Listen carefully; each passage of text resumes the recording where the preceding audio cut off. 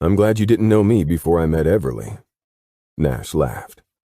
Since when are you glad to know me at all? Is there a point to all this? I asked.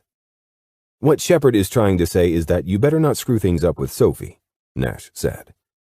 She might not have any brothers, but she has us, and we make it our business to look out for her. Also, he'll ruin your life if you hurt her. He gestured to Calloway. Why do I feel like you're enjoying this? Calloway asked. Nash shrugged. It's nice to be on the other side of it this time. Look, I didn't manipulate Sophie into anything, least of all marrying me. That was all the whiskey. And I have no intention of hurting her. I'm a man of my word, and I'll stick to my side of our agreement. Calloway stood and buttoned his jacket. You better not make me regret doing business with you, Cox. I stood and met his eyes, holding my ground. You don't need to threaten me to make sure I do right by Sophie. Good. Then prove me wrong. I plan on it. I reached out to shake his hand, my mouth turning up in a slight smile. I kind of liked him, too. How could I not? He'd come down here to bust my balls because he cared about Sophie. I had to respect that. I shook hands with Nash again. Let me guess, you're a scientist of some kind? Research psychology and data analytics. He adjusted his glasses. My eyebrows lifted. Intimacy issues?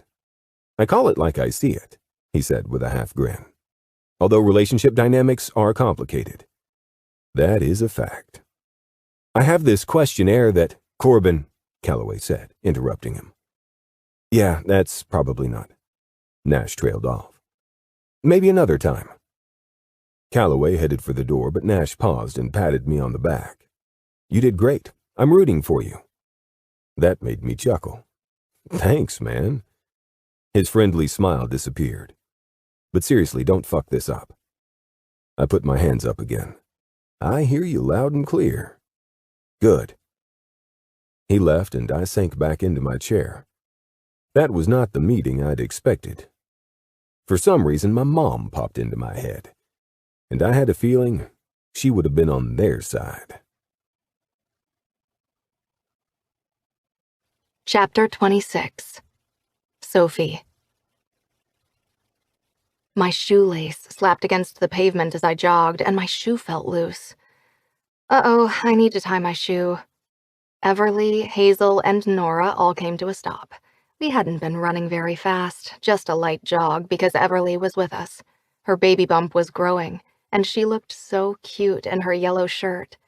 Hazel checked something on her fancy running watch, then took her pulse while Nora adjusted her ponytail. I crouched to tie my shoe, then tied the other one so they'd match. I hated it when one shoe was tighter than the other. Sorry about that. No problem, Everly said with a smile. She ran her hand down her belly. I feel like I should walk the rest of the way anyway. Is everything okay? Hazel asked. I'm fine, just a little tightness in my back. Then we should definitely walk, Nora said. We have to take care of you and that little princess. With my shoes snugly tied, I continued down the sidewalk with my friends. It was a Saturday, and the weather was gorgeous, sunny but not too warm, perfect for a run. I was wearing the Dirty Martini Running Club tank top Nora had gotten us for the half marathon we'd run together. It was my favorite running shirt. So, Sophie, how's married life? Nora asked with a quick wink. I snort-laughed. Although I kept saying we weren't really married and this was just a temporary situation, it had also been a solid month since I'd spent a night in my own apartment. There was no denying that Cox and I were a couple. Is it weird that I'm dating my Vegas husband? I asked. Stranger things have happened, Nora said. Everly married her boss after pretending to date him, and Hazel married her professional nemesis, so why not date your accidental husband? She has a point, Everly said. How's it going with him? Really well, actually. It's making me nervous. Why? Everly asked. I don't know, maybe it seems too good to be true. At first I thought he was just a player who'd love me and leave me, and I didn't want that. I've been screwed over by a guy before. Your ex definitely belongs in the shitty ex-boyfriend Hall of Fame, Nora said. I sighed. He did, and they didn't even know the whole story. He so does. And I don't want to get hurt again. But underneath all his cocky charm, Cox is a great guy. We have fun together, and even when he's busy with work, he makes time for me. It feels like this is turning into a serious relationship. Maybe I'm just nervous because he's the last man I expected to fall for. He did pull your hair when you were kids, Hazel said. I bet he still pulls her hair, Nora said. Only now she wants him to. Does he live up to his name? What do you mean? Cox, she said, enunciating the word slowly. I laughed softly. It's spelled with an X, not C-O-C-K-S. I know. Hazel's brow furrowed. The homophone Cox ends with an S, implying cock in the plural. You're not suggesting he has multiple penises, are you? Nora laughed. I love it when you get literal. No, I was just trying to be clever and asking if Cox has a big dick and knows how to use it. My cheeks warmed a little, but I couldn't help but smile. He lives up to his name, and then some. Get it, girl. Nora lifted her hand for a high five. I tried to slap her hand with mine, but missed and almost tripped. She stopped walking and gave me a stationary target. This time, my palm hit hers. Oh my God, I almost forgot, Everly said. I need your help. We've been working with an animal rescue organization, and their biggest fundraiser is a doggy fashion show. What's a doggy fashion show? Nora asked. It sounds adorable, I said. Is it like little dogs modeling sweaters and doggy costumes? Not exactly, Everly said. They partner with Lulu Shea. She's a clothing designer and animal lover. Volunteer models wear the clothes, and they walk the runway with rescue dogs. I helped out last year, and it's so fun. Anyway, they need a few more volunteers to be models. The clothes won't fit me with this belly, but I told them I could probably find a few people. That would be an interesting experience, Hazel said. And an animal rescue organization is certainly a worthy cause. I'm in, but are you sure the clothes will fit? Nora grabbed her boobs. I have bigger tatas than your average runway model. I glanced down at my own cleavage. Yeah, I'd be happy to, but I won't fit in model sizes. Oh, no, Everly said. Lulu makes clothes for all sizes, and the models are all volunteers. Just normal people like us, not actual runway models. They plan for that and bring tons of clothes in different sizes so everyone can find something that fits. I'm so into this. Nora got out her phone and started typing. I'm texting my boss to see if I can do a write-up on Lulu for my column. I'll be there, Hazel said. Everly's gaze moved to me. I really wanted to help, but walking a runway and with dogs underfoot? It sounded like a recipe for a Sophie disaster, but I knew I'd wind up feeling left out if I didn't go. I can come too, I said, and I'll try not to trip over my own feet. Nora put her hand on my arm. You'll do great, Soph. Thanks. We got back to the parking lot and stretched. Normally we got drinks after our runs, but today I had a few errands to take care of, so I hugged my friends goodbye. Are we still on for tonight? Nora asked. Definitely. Okay, I'll see you around 9. Perfect. And thanks again. I really appreciate your help. She smiled. It's absolutely my pleasure. This will be fun. Cox had talked to Althea, and she'd given him a reasonable explanation as to why she'd been with Dominic that day, but I still had a weird feeling about her. I'd seen her a few times when I'd stopped by Cox's office, usually just in passing, and I was always left with a bad taste in my mouth. She never said or did anything overtly suspicious, and maybe it was just her coolness toward me that rubbed me wrong, but I wanted to be sure. The last few Sundays, Nora and I had staked out the restaurant where I'd seen her with Dominic, but we hadn't seen either of them, so we'd decided we needed to try a different tactic. Nora had asked Jensen if he could talk to his lady friend at the PR firm that Dominic had hired. Maybe she could find something we could use. And she had. She'd told him that Dominic, who was supposed to be sober after his stay in rehab, had been spending his Saturday nights at the Bass Lounge, a bar and dance club downtown. So tonight, we were going to be there too. We had a plan, and he wasn't going to see Nora Lakes coming. Well, at least he doesn't have terrible taste in bars. Nora put her hands on her hips and gazed at the neon Bass Lounge sign. She gave new meaning to the phrase dressed to kill in a silver mini dress with a plunging neckline.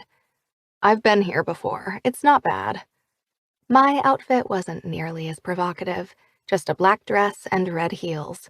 Short heels, because me, although Cox had certainly liked it. When I'd asked him for help with my zipper, my dress had wound up on the floor and I'd wound up on the bed. He'd almost made me late. Not that I was complaining. "They do make a nice martini here," Oliver said. He looked dapper as usual in a button-down shirt, herringbone vest, and slacks. When I'd asked him for his help, he'd jumped at the chance to get dirt on Althea and pinky promised not to tell Cox. "Are we ready?" I asked. "I'm so nervous." "Don't be," Nora said. "All you have to do is listen." Our plan was simple. Nora and I each wore a Bluetooth earpiece, mostly hidden by our hair. We'd keep our phones connected on a call so I could hear while she engaged Dominic in some not-so-innocent conversation. She'd get him talking about his career and see what we could find out. It wasn't a perfect plan, but I was an executive assistant, not a spy.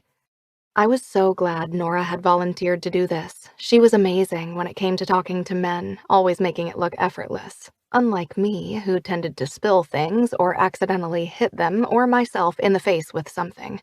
She turned to Oliver. "Is there anything else I need to know about this guy before we go in?" "Cox only took him on as a partner about a year ago, but I do know he's been married and divorced twice." "That probably had something to do with the hookers," I said. Oliver nodded. "Indeed. His father was a hotel mogul, and he should be quite wealthy in his own right, although I have no idea what his financial situation is like now, and he has a shockingly large ego for someone with such a small package." "Do you actually know he has a small package, or are you just using that as an insult?" I asked. "Unfortunately for me, he used to change in his office and forget to close the door quite frequently." He shuddered. "There are some things you can't unsee." "Are you sure he won't recognize you?" "If he does, he probably won't acknowledge me. Assistants are beneath his notice." Nora rolled her eyes. "He sounds delightful, but I know his type. This will be easy." I adjusted my earpiece. "So, are we ready? Let's do this." Nora called my phone and we tested the sound. It would be harder to hear when we were inside, but we'd tried it at another bar the previous weekend, and it had worked pretty well. Hopefully, I'd be able to hear enough. "I'll go in first, so it doesn't look like we're together," Nora said, then disappeared inside. Oliver and I waited for a minute, then followed her in. The lights glowed blue, reflecting off silver-framed mirrors and glass shelves. There was a variety of seating options, including couches, chairs, small tables, and stools at the bar. Dance music reverberated through the ceiling from the dance floor upstairs, and people mingled in small groups, taking up most of the seating. A guy in a white shirt tended bar, and a few servers picked their way through the crowd with drinks or empty glasses on large black trays. "Is he here?" Nora asked in my ear. We wandered deeper into the club, and I looked around. "I'm not sure." Oliver stopped and pivoted so he faced me. "He's here." "Where?" "At the bar. He's the one in the oddly shiny black shirt." There he was, sitting on a stool with his back to the bar. His black shirt was indeed oddly shiny. It looked like the button-down shirt version of a cheap satin prom dress. He rested one elbow on the bar and held a drink while he scanned the crowd. His expression looked bored, like he was too good to be here. Of course, Jensen's lady friend had said he'd been coming here every Saturday, so the too cool for school thing was obviously an act. "Nora, he's sitting at the bar, wearing a weird, shiny shirt." "Got it. I'm going in." Nora made her way to the bar, her swaying hips and very short dress drawing the attention of at least half the men in the club. Except Dominic. He had to see her. He was facing out, and she walked right in front of him, but his gaze didn't follow her as she passed. I leaned closer to Oliver. What if he doesn't take the bait? He will. Look at her. What man wouldn't? She chose an empty stool near the end of the bar and elegantly crossed her legs. Half a second later, a guy in a short-sleeved shirt and dark pants approached, offering to buy her a drink. Dominic still didn't seem to notice her. I listened in while Nora politely declined. "We should move," Oliver said, gesturing to an open table. "I doubt he'll notice me, but we're right in his line of sight." "Good idea." The guy at the bar wandered away from Nora and we snagged a table. It was bar height with tall stools, so I made sure to focus on what I was doing when I got up into the seat. The last thing I needed was to fall on my face and cause a scene. "Whatever happened with Tea Shop Girl?" His shoulders slumped. "I missed my chance. She doesn't work there anymore. I haven't seen her in weeks." "Oh no, that's so sad. I'm sorry." "It's my own bloody fault. At least now I can stop spending a fortune on tea." "Maybe that's your silver lining." He smiled. "Indeed. How about I go get us drinks?" "Sounds great. I'll have a martini." "One martini coming right up." "Soph, I don't think this guy likes brunettes," Nora said through my earpiece. "He's totally ignoring me." She was right. He wasn't even glancing in her direction. "That's so weird. You look amazing." "I'll give him a few minutes to come to me, but if he doesn't, I'll have to get more aggressive." "Sounds good." I waited at our table while Oliver got drinks from the bar.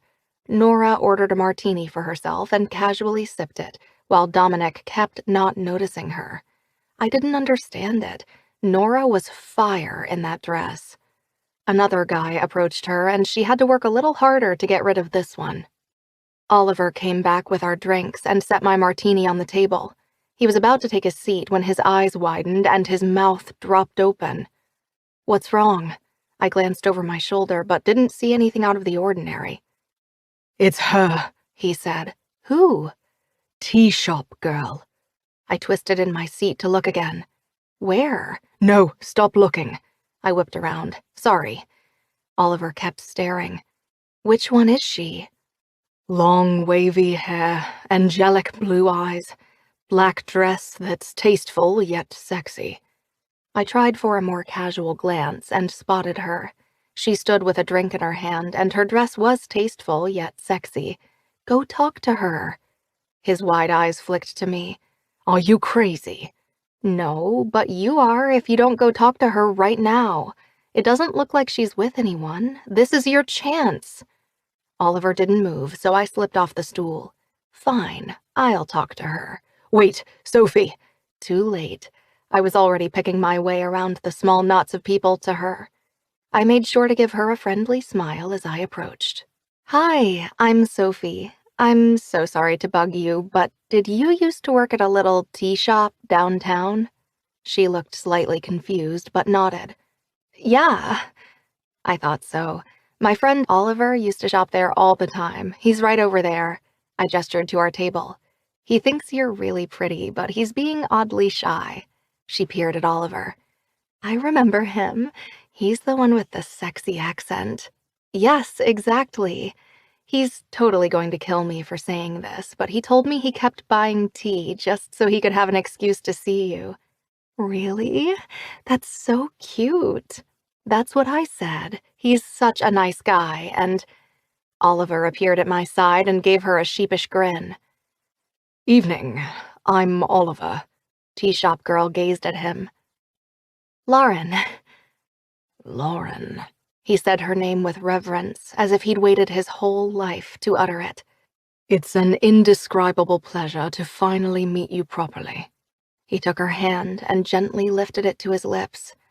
I took slow steps backward. Clearly, they'd both forgotten I was there. The way they looked at each other, I seriously wondered if I'd just witnessed two people falling instantly in love. It was the cutest thing ever. Well, that was adorable, Nora said through the earpiece. You heard all that?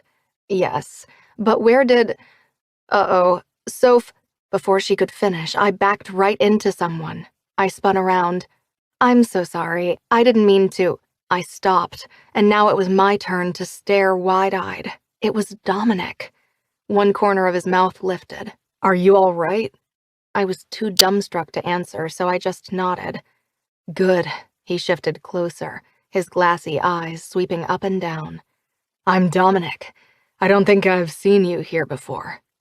Oh, I cast around for something to say. Had he asked me a question? No, he hadn't. Think, Sophie. Tell him your name, Nora hissed in my ear. I'm Sophia. Sophia? What was with me and blurting out my birth name when I met a man? Sophia. He took my hand and lifted it to his lips. Pleasure.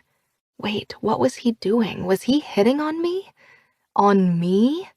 No, this wasn't supposed to happen. He was supposed to hit on super sexy Nora, not on hot mess, not nearly as sexy Sophie. Soph, go with it, Nora said. What? Don't talk to me, talk to him. Dominic lifted his eyebrows. Sorry. I slipped my hand out of his grasp. It's a pleasure to meet you too. Looks like your friend left you all alone. I hope it wasn't supposed to be a girls' night. I glanced around, looking for Oliver. He'd taken Lauren to our table. Except wait, girls' night? He must have seen me talking to Lauren and thought I was here with her, not Oliver. Girls' night. Right. It was, but I don't mind. Her loss is my gain. Can I buy you a drink? Oh, I already... Say yes, Nora said. Yes. Okay. He slid his hand around to the small of my back and led me to an empty table. What are you drinking tonight? A martini, I guess. Great, I'll be right back. I watched him walk to the bar and took a seat, then adjusted my earpiece. Nora, what's happening? He's into you. He can't be. Oh my God, he must know who I am. Should I run? Don't you dare. Then what do I do? Get him talking. Me? I can't. Of course you can. No, I can't. I don't know what to say. You'll be fine. I'll help. I took a deep breath. What if he does know who I am? How would he? There were pictures of me on the internet with Cox in Vegas. She paused, like she was thinking about that. If he were a woman, I'd assume he knows, but guys aren't usually that observant. I honestly think he spotted you and went in for the kill. Oh my God, he's coming back. Stay calm. You can do this. I swallowed hard, and my heart pounded. This was so bad. Dominic handed me a martini and set his drink on the table. Thank you. You're welcome. He sat on the stool across from me. But I should thank you. Tonight was proving to be disappointing until I saw you. Are you smiling at him? Nora asked. Smile, like you're a little bit shy. Disappointing? I smiled, but probably too big. That wasn't a shy smile. I put my hand in front of my mouth to compensate, and a finger accidentally brushed the bottom of my nostril, making my nose tickle. Please don't sneeze. Please don't sneeze. Can I be honest with you? He asked. I took a slow breath through my nose. Thankfully, the tickle went away. Of course. I have a thing for curvy blondes. I saw you and I couldn't resist. Act flattered, Nora said. I lowered my eyes to the table and fingered one of my curls. Couldn't resist me? Absolutely. It's strange. You look a little bit familiar, but I'd never forget a woman like you. Maybe that just means it was fate that we met tonight. I laughed awkwardly. He probably had seen the photos of me with Cox, but if he remembered who I was, he wouldn't have admitted I looked familiar. He doesn't know who you are, Soph, Nora said. Keep it up. You're doing great. Her confirmation gave me a little confidence boost. Maybe I could do this. I picked up my drink to take a sip. Maybe it was fate. You seem a little bit familiar, too. He grinned as if he liked where this was going. I'm really looking forward to taking you home with me tonight. I almost sprayed martini all over him, but managed to swallow it. Oh, that's too forward. Yes, and then some. I was just thinking we could get to know each other first. Fair enough, I'd like to finish my drink anyway. Good save, Nora said. Also, this guy's a douche. I paused, thinking he might ask me something, but he didn't seem to be interested in learning anything about me. He just eyed me like I was on the menu. Well, what do you do for a living? I asked. I have my hands in a number of different ventures, he said. That's code for unemployed, Nora said. Interesting. What sort of ventures? I asked. I used to be in commercial real estate, but now I'm looking for new opportunities. Also code for unemployed, Nora said. It was hard not to laugh, but this might be the opening I needed. Why the change? Commercial real estate wasn't profitable? He turned his glass around. No, it was. Quite profitable, in fact. I had a falling out with my business partner. I tried not to gasp. Act natural, Sophie. Keep him talking. That's too bad. What happened? It's a long story. He took a sip of his drink, and I thought he might leave it at that. It was tempting to ask another question, but something told me to wait. Maybe if I stayed quiet, he'd continue. I admit I made some mistakes, he set his glass down. But who hasn't? My partner, however, didn't want to wait for things to blow over, so he forced me out. That's terrible. He shrugged like it didn't matter. Fuck him. He'll get what's coming to him. Leaning forward, I met his eyes, and my lips curled in a wicked smile. I lowered my voice like we were sharing a secret. How? For a second, I thought I'd overplayed my hand, but Nora didn't correct me, and the corner of Dominic's mouth lifted. I've got him right where I want him. He thinks... Smack. Pain exploded across my face, and my eyes watered. Instinctively, my hands flew to my nose. What had just happened? A server set a tray of overturned drinks on our table. Oh my God, I'm so sorry. I can't believe I did that. I tripped. Did I hit your nose? Blinking away the tears, I nodded. I think so. Let me get you some napkins. Dominic backhanded one of the glasses off the table. You fucking spilled all over me. Get this shit out of here. Sir, I'm so sorry. It's okay. It was just an accident. I was about to say fine, but the metallic tang of blood hit my tongue. I looked down at my hands. Great, I got hit in the face with a serving tray, and now I had a bloody nose. Dominic grimaced. Jesus, she's bleeding everywhere. He stood and brushed off the little bit of liquid that had splashed on his shirt. Fuck this, I want my drinks comped. Thanks for your help, asshole, I said as he walked away. Very heroic of you. Another server handed me a clean towel. A second later, Nora and Oliver were both at my side, with Lauren looking on. I gingerly wiped my nose. Gross. Sweetie, are you okay? Nora asked. Should I get ice? No, I glanced around, but Dominic had disappeared. I'm okay, but damn it, he was about to tell me what he was up to. I know, Nora gently rubbed my back, but you did so good. Do you want me to call Cox? Oliver asked. No, I just want to get out of here. People are staring. Nora cast a death glare at all the onlookers. She just got hit in the face. Don't make it worse. Most of them had the decency to go back to their drinks. Come on, love. Oliver helped me off the stool. The club manager rushed out with more towels, an ice pack, and offers of free drinks. I told him I was fine. I just wanted to go home. Nora wrapped an arm around my shoulders, and we went outside.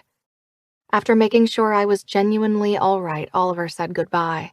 At least one good thing had come out of tonight. He left with Lauren. It looked like his dreams of a date with tea shop girl were finally coming true. Nora drove me back to Cox's house. My nose still hurt, but the initial blinding pain had dulled considerably. It wasn't broken, and I'd only gotten a little bit of blood on my dress. I twisted a napkin in my hands, the lights outside blurring as we drove. I'd come so close. Why did things like this always happen to me? Why was I such a disaster all the time?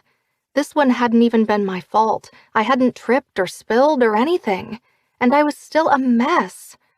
Story of my life. But as soon as Nora pulled up in front of Cox's house, my spirits lifted. I wasn't going to tell him about Dominic, not yet, but I could tell him the rest, and I knew he was the one person who could truly make everything better. Chapter 27. Cox.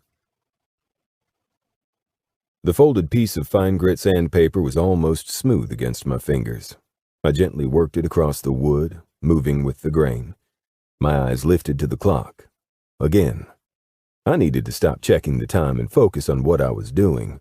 Watching the minutes tick by wasn't going to bring Sophie home any faster. I'd spent the first part of my evening trying to convince myself that I had not turned into the kind of guy who'd spend a Saturday night moping around because his girl went out with her friends. It was a lie. I was that guy. So I'd come out to my workshop in the garage. At least I could do something while I moped. I stopped sanding and ran my fingers along the wood. So far, so good. A car pulled up outside. That was odd. I didn't expect her home so early. But you wouldn't hear me complain. I dusted the fine sawdust off my hands, covered my project with a cloth, and went back into the house. As soon as Sophie came through the front door, I knew something was wrong. Her eyes were red, like she'd been crying. I was 10 feet away, and it still felt like I couldn't get to her fast enough. She shut the door behind her and landed in my arms, resting her cheek against my chest. "What happened, Sugarbug?" "I got hit in the face with a serving tray. It gave me a bloody nose, but I'm okay." "What?" I gently tipped her chin up. "You were bleeding?" "You know how it is when something hits your nose? It doesn't even have to hit very hard, and suddenly there's blood everywhere." She looked all right, no sign of bruising. "Sophie, I need you to be honest with me right now. It was really just a serving tray, because if someone hurt you—" "No." She put her hand on the center of my chest. "It was a tray. The server tripped and I just happened to be in the way because, of course I was. It's me." My poor little wifey. I slid my fingers into her hair.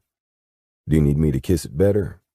She laughed, and the sound was music to my ears. "Yes, please." I gently kissed the tip of her nose, then her forehead, her cheeks, her chin. By the time I reached her lips, we were already heading for the bedroom. And I was going to kiss her everywhere. Sophie sat in the passenger seat, clutching the fabric of her dress in both hands.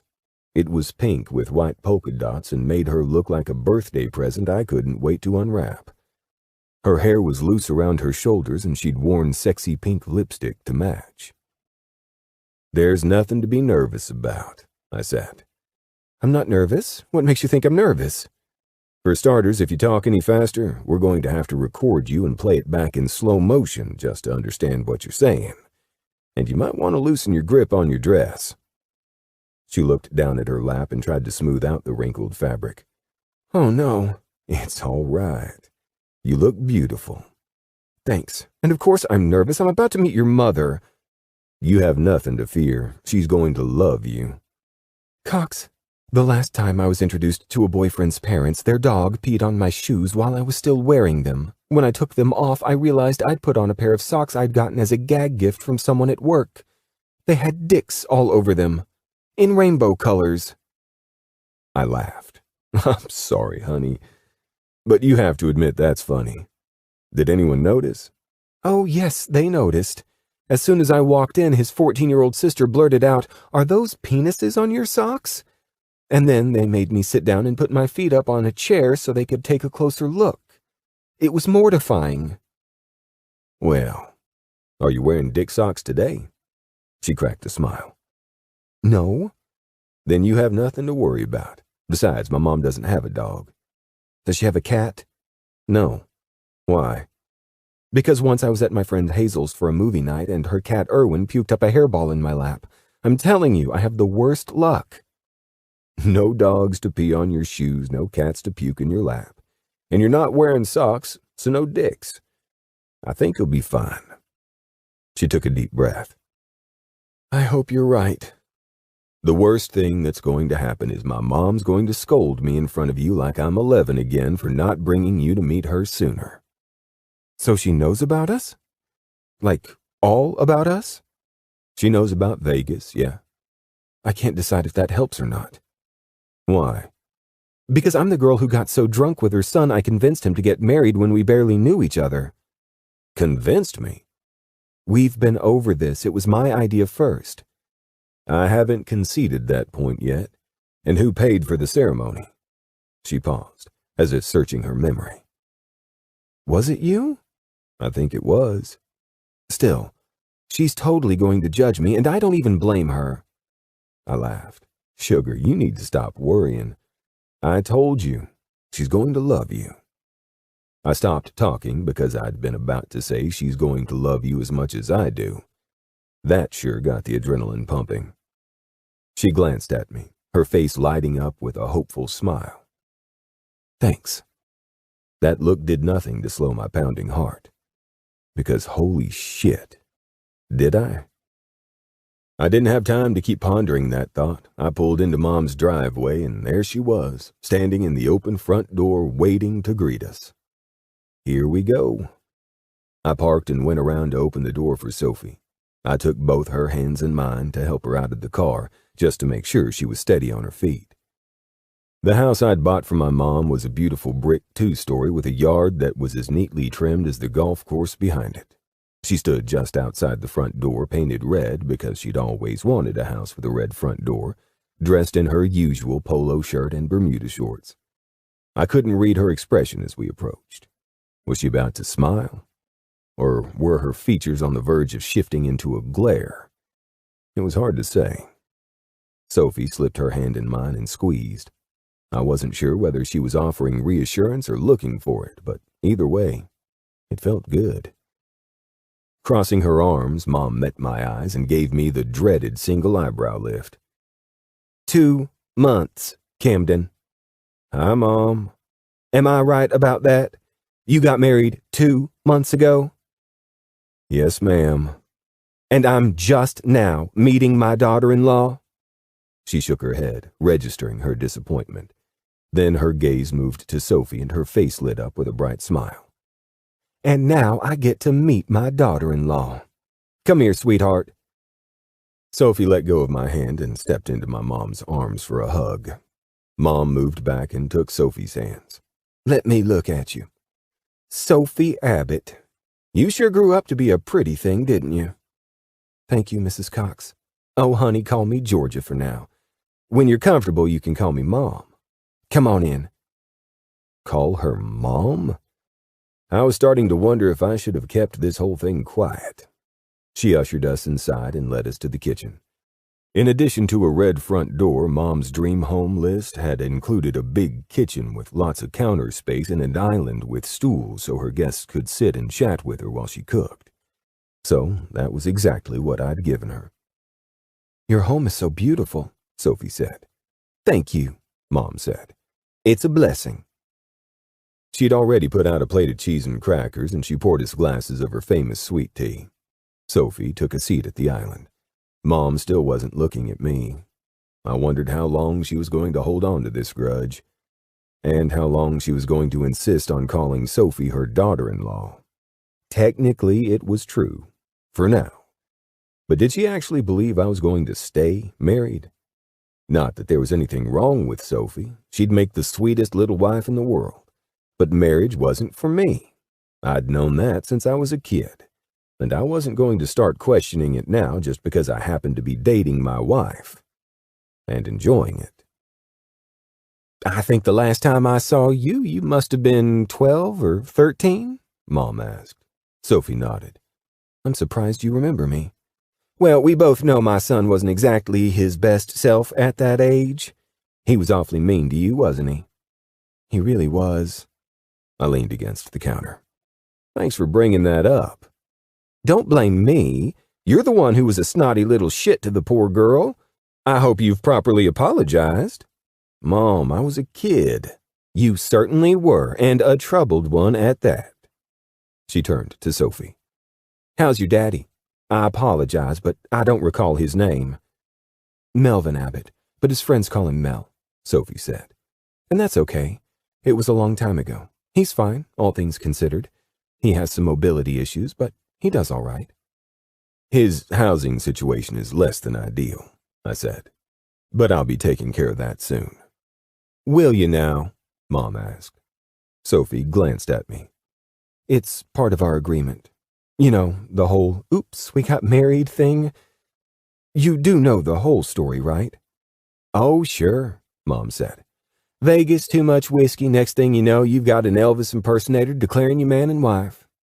I know it's kind of an unusual situation, Sophie said. So I just want you to know I appreciate you welcoming me into your home like this. Mom smiled at her. Of course, honey. We're family. Her eyes flicked to me, then back to Sophie. Even if my son still thinks it's just for now. I swallowed back a groan. She was laying it on thick. Fortunately, Sophie seemed to be taking my mom's lack of subtlety in stride. She laughed and helped herself to a piece of cheese and a cracker. I reached to get one for myself, but Mom smacked my hand away. What was that for? I'm not ready to forgive you yet. For what? Her brow furrowed like I'd just asked a stupid question. For all of it. Drink your tea and be happy with what you get. I picked up my glass. There was no arguing with her when she dug in her heels. Yes, ma'am. Mom turned her attention back to Sophie, asking her friendly questions about her life. It was a far cry from the grilling Mr. Abbott had given me. I was pretty sure my mom liked Sophie more than she liked me at the moment. Luckily for me, Mom seemed to come closer to forgiving me the longer we stayed. Sophie and I helped her get lunch on the table, and she even let me eat. I mostly stayed in the background, letting the two of them talk. There was something about seeing Mom and Sophie enjoying themselves, smiling and laughing together, that made my chest feel tight. Eventually, it was time to say our goodbyes. Mom walked us out and embraced Sophie in a big hug. Thank you for everything, Georgia, Sophie said. It was so good to meet you. You too, sweetheart. She turned to me and for the first time today didn't glare. Instead, she patted my chest. Love you, son. Love you too, Mom.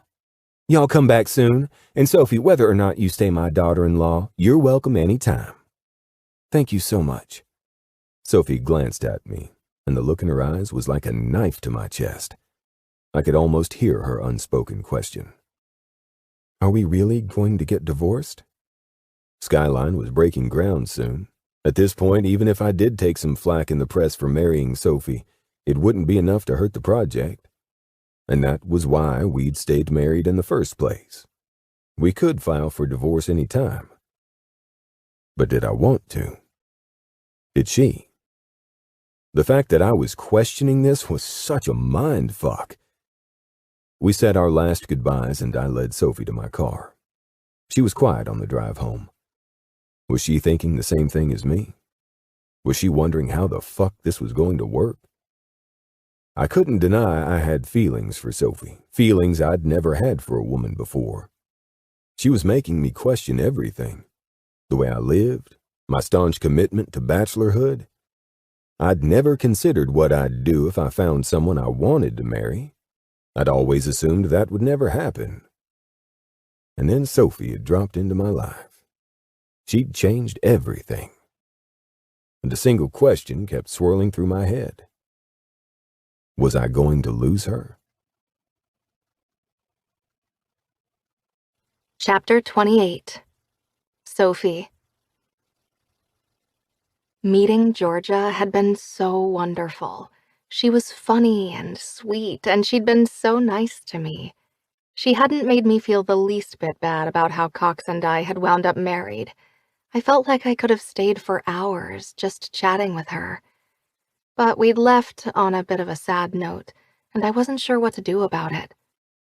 Cox drove us home in silence. He didn't seem angry or upset, just preoccupied. Was he thinking about us, or had his mind already moved ahead to work? It was Sunday, after all. Maybe he was mentally reviewing all the things he had to do at the office the next day. I fiddled with my dress, remaining just as quiet as he was, but I wasn't thinking about work. I was thinking about the big D word. If we filed for divorce, did it mean we'd break up? Would I go back to my apartment and move on like none of it had been real? Because we had to, right? We couldn't stay married. When I'd agreed to wait to file for divorce, I hadn't counted on falling for the man I'd married. But I had. I'd fallen for him hard. We got back to his place and went inside. I half expected Cox to go straight to his office, but he followed me to the bedroom and sat on the edge of the bed while I stepped out of my heels. "Come here." He patted the spot next to him. I sat, not quite sure if I could meet his eyes. My feelings were all over the place. He gently brushed my hair back from my face. "Sophie, I need to apologize." "For what?" "For how I treated you when we were kids. I should have already, but I kept thinking it was so long ago, how could it matter? And maybe it doesn't. But I'm sorry anyway." "Thank you. I forgive you."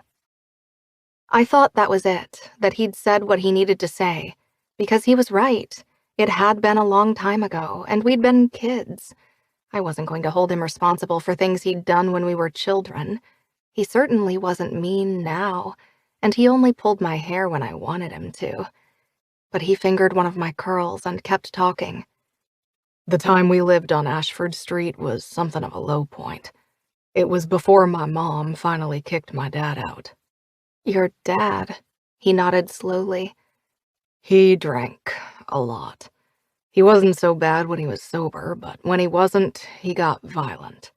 I touched the side of his face. "Oh, Cox." "So I lashed out. I was being hurt at home, and I took it out on kids at school, particularly you. It's not an excuse, but it's the truth. And I'm sorry." My heart ached for the little boy he'd been. "I'm sorry one of the people who should have loved you the most was hurting you." He kept playing with my hair, and I had the strangest feeling that it made him feel better. "Do you want to hear something terrible?" "Okay." "I liked you. In fact, I liked you so much, I was mad at you for the way you made me feel. I think that's why I picked on you so much." "You liked me? I wouldn't have known." "No, I was a dumbass. But you made some very confusing things happen in my pants." "Do you want to hear something else that's terrible?" I asked. "Yeah." "I didn't like you at all." We both burst out laughing. It felt good, dispelling some of the yucky feeling in my stomach. "Sugar, I don't blame you one bit. I didn't deserve to be liked by you." I traced a fingertip along his lips. "I like you now." "That's good news, because I still like you." He took my hand in his and kissed the tips of my fingers. A part of me wondered if we should have the dreaded divorce conversation. I knew we needed to eventually, but he kissed his way up my arm to my neck, and the warmth of his mouth on my skin and the scratch of his stubble made it hard to think about anything else. "I like you in this dress," he murmured in my ear, "but I'll like it even better when it's on the floor." I laughed softly. "Me too." Still kissing my neck, he lowered the zipper. The dress slipped off my shoulders. "Fuck," he growled, looking down at me. "You're wearing them." I was wearing them, the bra and panties he'd sent to my office right after Vegas. He slid a thumb over my nipple, and I gasped. The lace was rough against my sensitive skin. He traced a slow circle, the friction sending a burst of electricity through my body. I stood and stepped out of my dress while he took off his clothes. This was what I needed, Cox inside me. I needed him filling me, silencing my worries over what was going to happen between us. Grabbing my hips to pull me close, he sat on the edge of the bed and nuzzled my chest through the lacy fabric. "You're so fucking sexy." Heat bloomed between my legs. "Cox, I need—" "I know, sugar." He dragged his tongue over my nipple, the rough lace and heat of his mouth making me gasp again. "I'll give you everything you need." He took off my bra, then hooked his thumbs in the waistband of my panties to slide them down my legs. I loved the way he looked at me. He'd never once made me feel self-conscious about my curves. In fact, I'd never felt sexier. His hands roamed over my body while his mouth left a hot trail on my skin. Just when I thought I couldn't take it anymore, I was going to die right here if he didn't fuck me now. He got a condom out of the nightstand. I climbed on the bed, and he got on his knees in front of me. His erection jutted out, thick and ready. "Come here," he growled. He stayed on his knees, resting back on his heels, and hauled me onto his lap. I was already so wet, his cock slid in easily, and I wrapped my legs around him. Grabbing my ass, he pulled me closer. His thickness stretched me open, filling me in all the best ways. Our mouths tangled, velvety soft tongues sliding against each other. He held me close, staying deep inside me, his grip firm. As much as my body cried out for more, for movement and friction, I reveled in his kiss, in my skin against his, and the way he held me tight against him. My heart fluttered as he kept kissing me, and a burst of emotion lit me up like a firework in the night sky. Because this wasn't just sex. This moment, this feeling was so much more. It was intimate and vulnerable. It was connection. It was love. Oh my God, it was. I was in love with Cox. I whimpered against his mouth, feeling like I could cry, or laugh, or maybe both. He kissed his way to my neck again and murmured in my ear, "Fuck, you feel so good. I don't want this to end." I held him tighter because I didn't want it to end either, any of it. Groaning, he shifted his hips and moved me up and down his hard length. I rolled my hips, grinding against him as he thrust inside me. He kept hold of me with one strong arm and slid his fingers into my hair. His fist clenched around my curls, and he pulled my head back to bare my neck. I held onto his shoulders, riding him while he lapped his tongue over my skin. Every drag of his cock through me made my inner walls tighten around him. "I want to devour every inch of you," he growled. His grip on my hair loosened, and he moved his hand to cup my cheek. My hard nipples rubbed against his chest, and he clamped his mouth on my neck, sucking hard. "Cox," I breathed. Driving in deep, he groaned again, his voice reverberating through me. He kept sucking my neck, and his finger brushed my lips. I flicked my tongue out, licking it, and he slid it into my mouth. Our bodies moved in sync, in a slow, erotic dance, like we'd been made for each other. I sucked his finger while his cock slid in and out, his mouth still clamped on my neck. He filled every bit of me. He owned me. Heat and pressure built deep inside. His breath grew ragged and his hips jerked harder. He was close. I could feel it. Movement suddenly caught my attention, and my eyes flicked to the partially open door. Someone was there. Oh my God, it was Althea. My breath caught, and I almost stopped. We had to stop. She was standing right there, wide-eyed and open-mouthed. But Cox moved his other hand to my ass and thrust in so deep my eyes rolled back. I'd never been excited by the idea of getting caught having sex, but somehow this made me feel wonderfully naughty. She wanted to walk in like she owned the place while we were in Cox's bedroom. Fine, she could get an eyeful, so I didn't stop him. With my arms wrapped around his neck, I leaned my head back and rolled my hips against him. His grip on my ass tightened, his fingers digging into me. He thrust harder, faster, grunting like an animal, his cock hard as steel inside me. My inner muscles clenched, pulsing around him like a warning. He grunted hard, and his muscles flexed. I didn't look to see if Althea was still watching. I didn't care. I chased my climax, moaning with every frenzied thrust, losing myself in the feel of him deep inside me. "So fucking good," he growled into my ear. "I'm going to come in you so hard." "Yes," I breathed. "Come." Without warning, he tipped me backward onto the bed and drove into me, hard and deep. My eyes rolled back again as he braced himself on top of me and fucked me mercilessly. His hips jerked, every muscle in his body tightening. I hooked my legs around his waist and surrendered.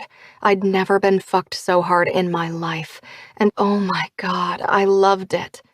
One more thrust, and I burst apart, every nerve ending coming alive at once. My fingernails dug into Cox's back, and he groaned, a rough, guttural sound. He plunged in again and again and again, his throaty growls filling the air.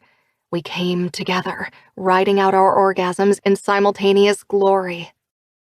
Finally, he slowed. Still braced on top of me, he blinked his eyes open and met mine. Fuck. My lips curled in a grin, although I was still dazed from that orgasm. Yeah. He blew out a breath and rolled off me to deal with the condom. No sign of Althea, and part of me wondered if I'd imagined it, because if she'd really been there, I would have stopped. I didn't just keep having sex with someone watching, did I? Cox came back, and I got up to quickly use the bathroom, then climbed in bed with him. He gathered me in his arms and kissed my head. That was amazing. I took a long, slow breath, nestling into his warmth. It was. But what? I might be crazy, but I think someone might have just seen us. What are you talking about? I think Althea was in the doorway. He laughed. Well, shit.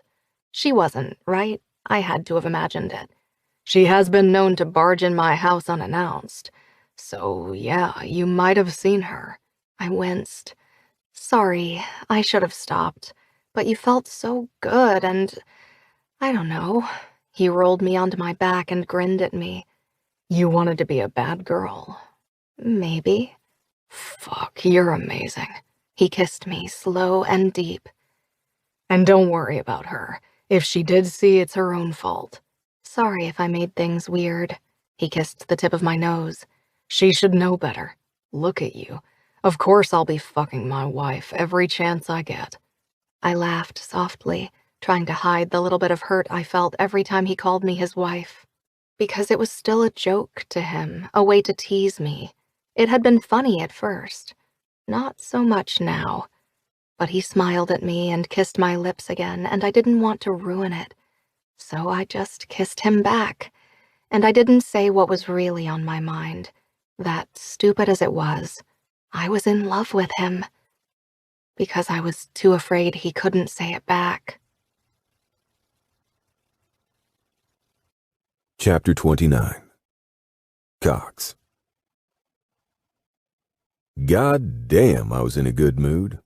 Monday morning had started with good news in my inbox. Skyline was well underway, and a productive meeting with my lead architect. I loved seeing the pieces of a project come together, especially one as big and expensive as this. But mostly my state of mind was due to Sophie. Whether it was introducing her to my mom or the hot afternoon we'd spent in the bedroom, probably both, I felt fucking great. Even Althea's icy expression when she walked in my office didn't bring me down a single notch. Although as soon as I caught sight of her face, I knew Sophie had been right. She'd walked in on us yesterday. Exhibitionism wasn't really my thing, but I didn't really care that she'd seen us. Like I'd told Sophie, it was her own fault. Hopefully she'd just let it go. Morning, I said. Her nostrils flared and she pushed my door closed. That's it? That's all you have to say to me? What else would you like me to say? Ask you about your weekend? I crossed my arms. How was your weekend, Althea? You're sleeping with her. I narrowed my eyes. Since when is who I sleep with any of your goddamn business? Since you got married with no prenup. This again? For fuck's sake, Althea. I have this under control. Sophie isn't going to try to get half my assets. She and I already have an agreement. We're fine. Her eyes widened. What agreement? Is it in writing? Why didn't you let me look it over first? It's not in writing, but if it'll make you feel better, you can whip something up for me. How much are you giving her? I'm buying a house for her father. Her brow furrowed. What? Why? Because he needs a new place to live, and that's what she asked for. I'm probably making an offer on something this week, but I need to bring Sophie to see it first. She asked you to buy her dad a house? That's it?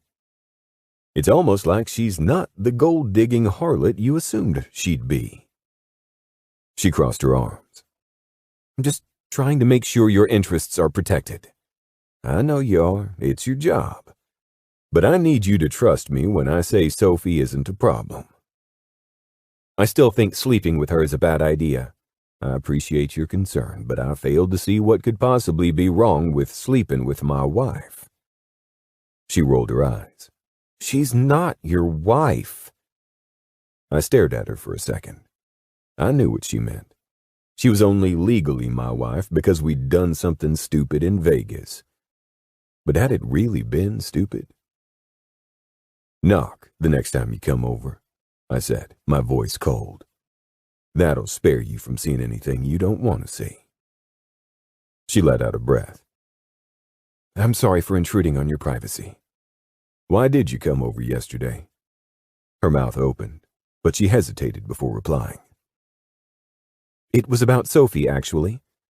When do you want me to drop the paperwork? My jaw hitched. The divorce paperwork. It was a reasonable question. Filing for divorce had always been the plan, but hearing Althea bring it up made me irrationally mad. We'll deal with that later. Later? We both know there's no reason to wait anymore. I said later. I held her gaze. This wasn't up for debate. Was that all? That was all. Good. I stood and pocketed my phone. I'm meeting the foreman down at the job site in 20 minutes. I'll be back this afternoon. Without another word, I swept past her and left. It had been a busy week at work, and normally a charity fashion show featuring rescue dogs wouldn't have been high on my list of ways to spend a Friday night. But my definition of normal was rapidly changing. My sweet little sugar bug was volunteering tonight. She'd be walking in the fashion show, so obviously I was going to be front and center. I made my way toward the long T-shaped stage that had been set up like a runway. Chairs had been set in rows on both sides. I found my seat and nodded to Calloway and Nash before sitting down. Gentlemen? Calloway eyed me with cold skepticism. Cox? Nice to see you too. How's your lovely wife? For the first time ever, I saw his expression soften. The corner of his mouth twitched in what could almost be called a smile. She's perfect. Nash leaned over. Shep, are you sure you won't come down to the lab for an interview? No, Calloway said. But you're like the ultimate case study in avoidant attachment. It would really help me refine my theory. Still, no. Nash's eyes moved to me. What about you? Would you say you have a favorable view of yourself but a generally negative view of other people? Calloway glanced at me and shook his head as if to say, don't answer that. That seemed like good advice, so I just shook my head. The MC, a woman dressed in an elegant black dress, walked out onto the stage and the crowd quieted. She thanked us all for being here and introduced the Animal Rescue Organization, as well as Lulu Shea, the clothing designer. I was happy to support a good cause, but I was really here to see Sophie. A few faces peeked out from behind a curtain at the end of the stage, and I craned my neck to see if one of them was her. Let's start the show, the MC said, and the crowd applauded. Music with a rhythmic beat started up, and the first model walked out, accompanied by a little Yorkshire Terrier on a leash. They were met with oohs and ahs from the audience as they made their way down the runway. I clapped politely with everyone else as each model came out with her canine companion. Fashion wasn't really my thing, unless you counted picking out hot lingerie for Sophie. But the outfits were nice, more realistic than high fashion, and some of the dogs wore matching scarves or sweaters. I had to admit, it was pretty damn cute. It's true that dogs can smell fear, Nash said out of the blue.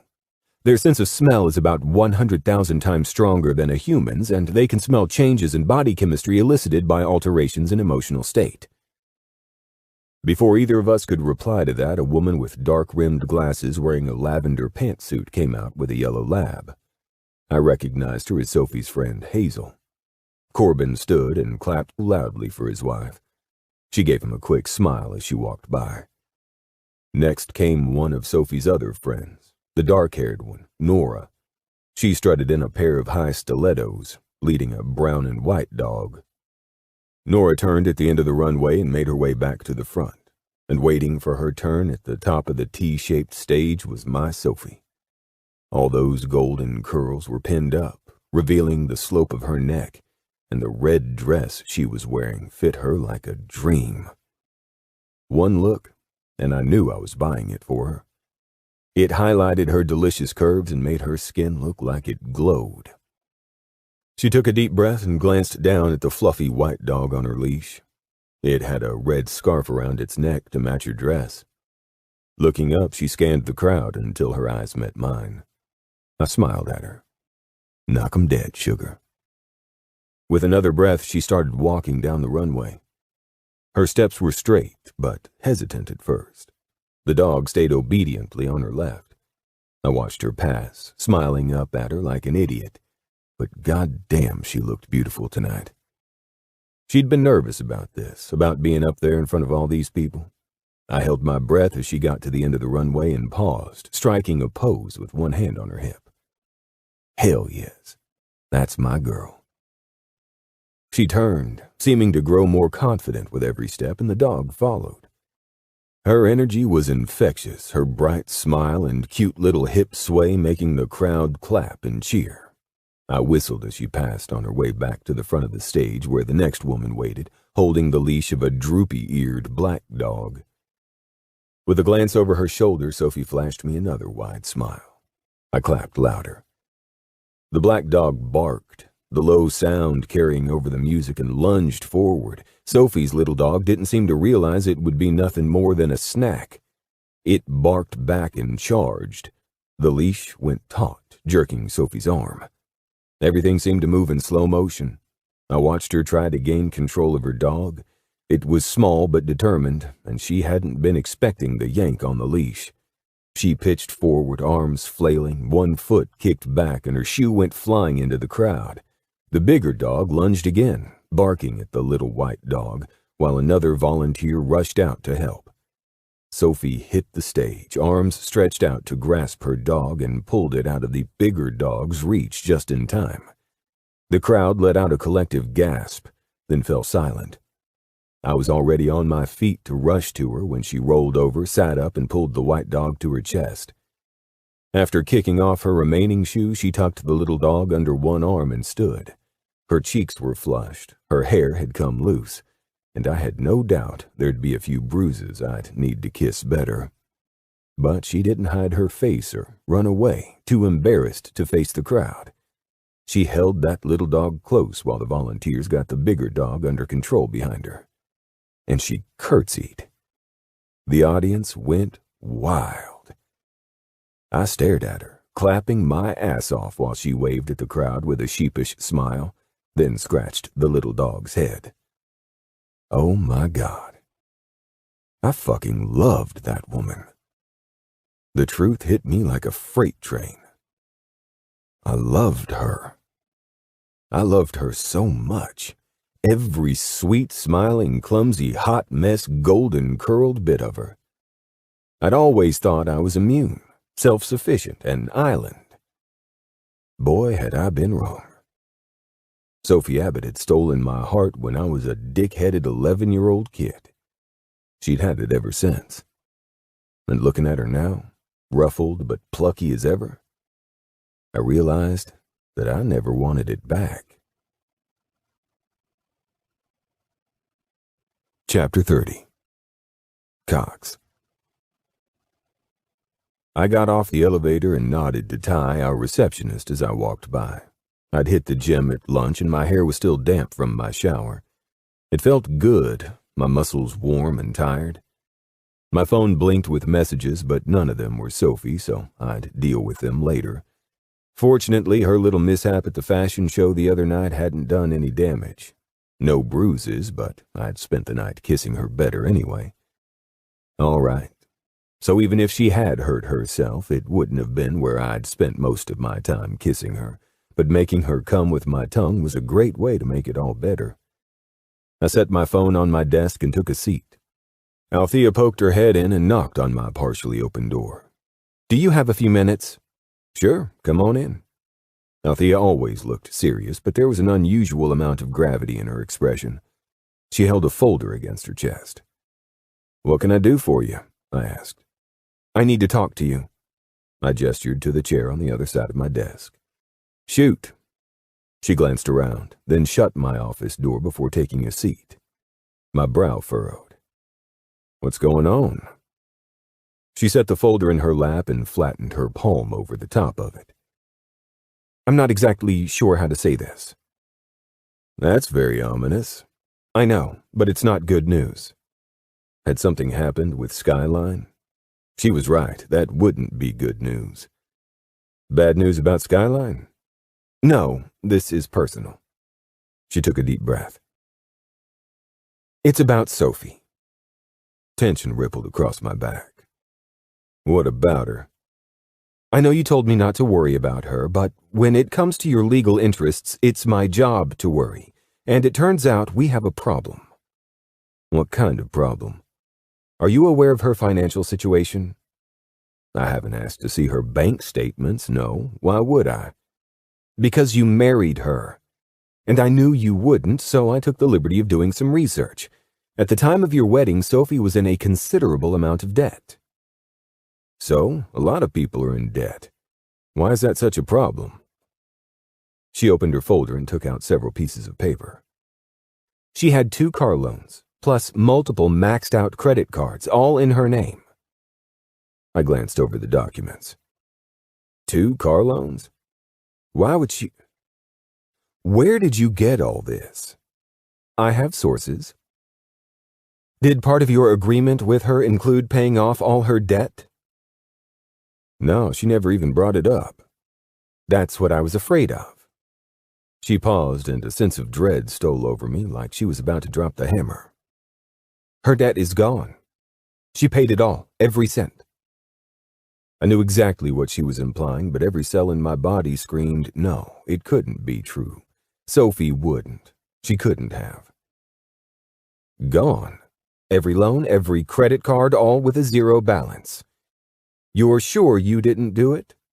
Maybe she confided in you late one night and you decided to take care of it for her when you were half asleep. Or drunk again." I shook my head slowly.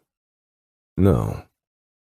"I know that you wanted to believe in her, that you were convinced she didn't marry you for your money, but—" "Let's be clear right now, before you continue," I said, cutting her off. "You're telling me you think Sophie stole money from me?" "I think it's quite obvious that she did." "How the fuck could she have done that? She doesn't have access to anything." "The payoff dates on every loan are within a few days of each other, and they're all when you were in Houston." What the fuck? A pit formed in my gut. There had to be another explanation. But if there was, I wasn't coming up with anything. "I'm sorry this is hard to hear," Althea continued. "But she was there alone in your house that whole week.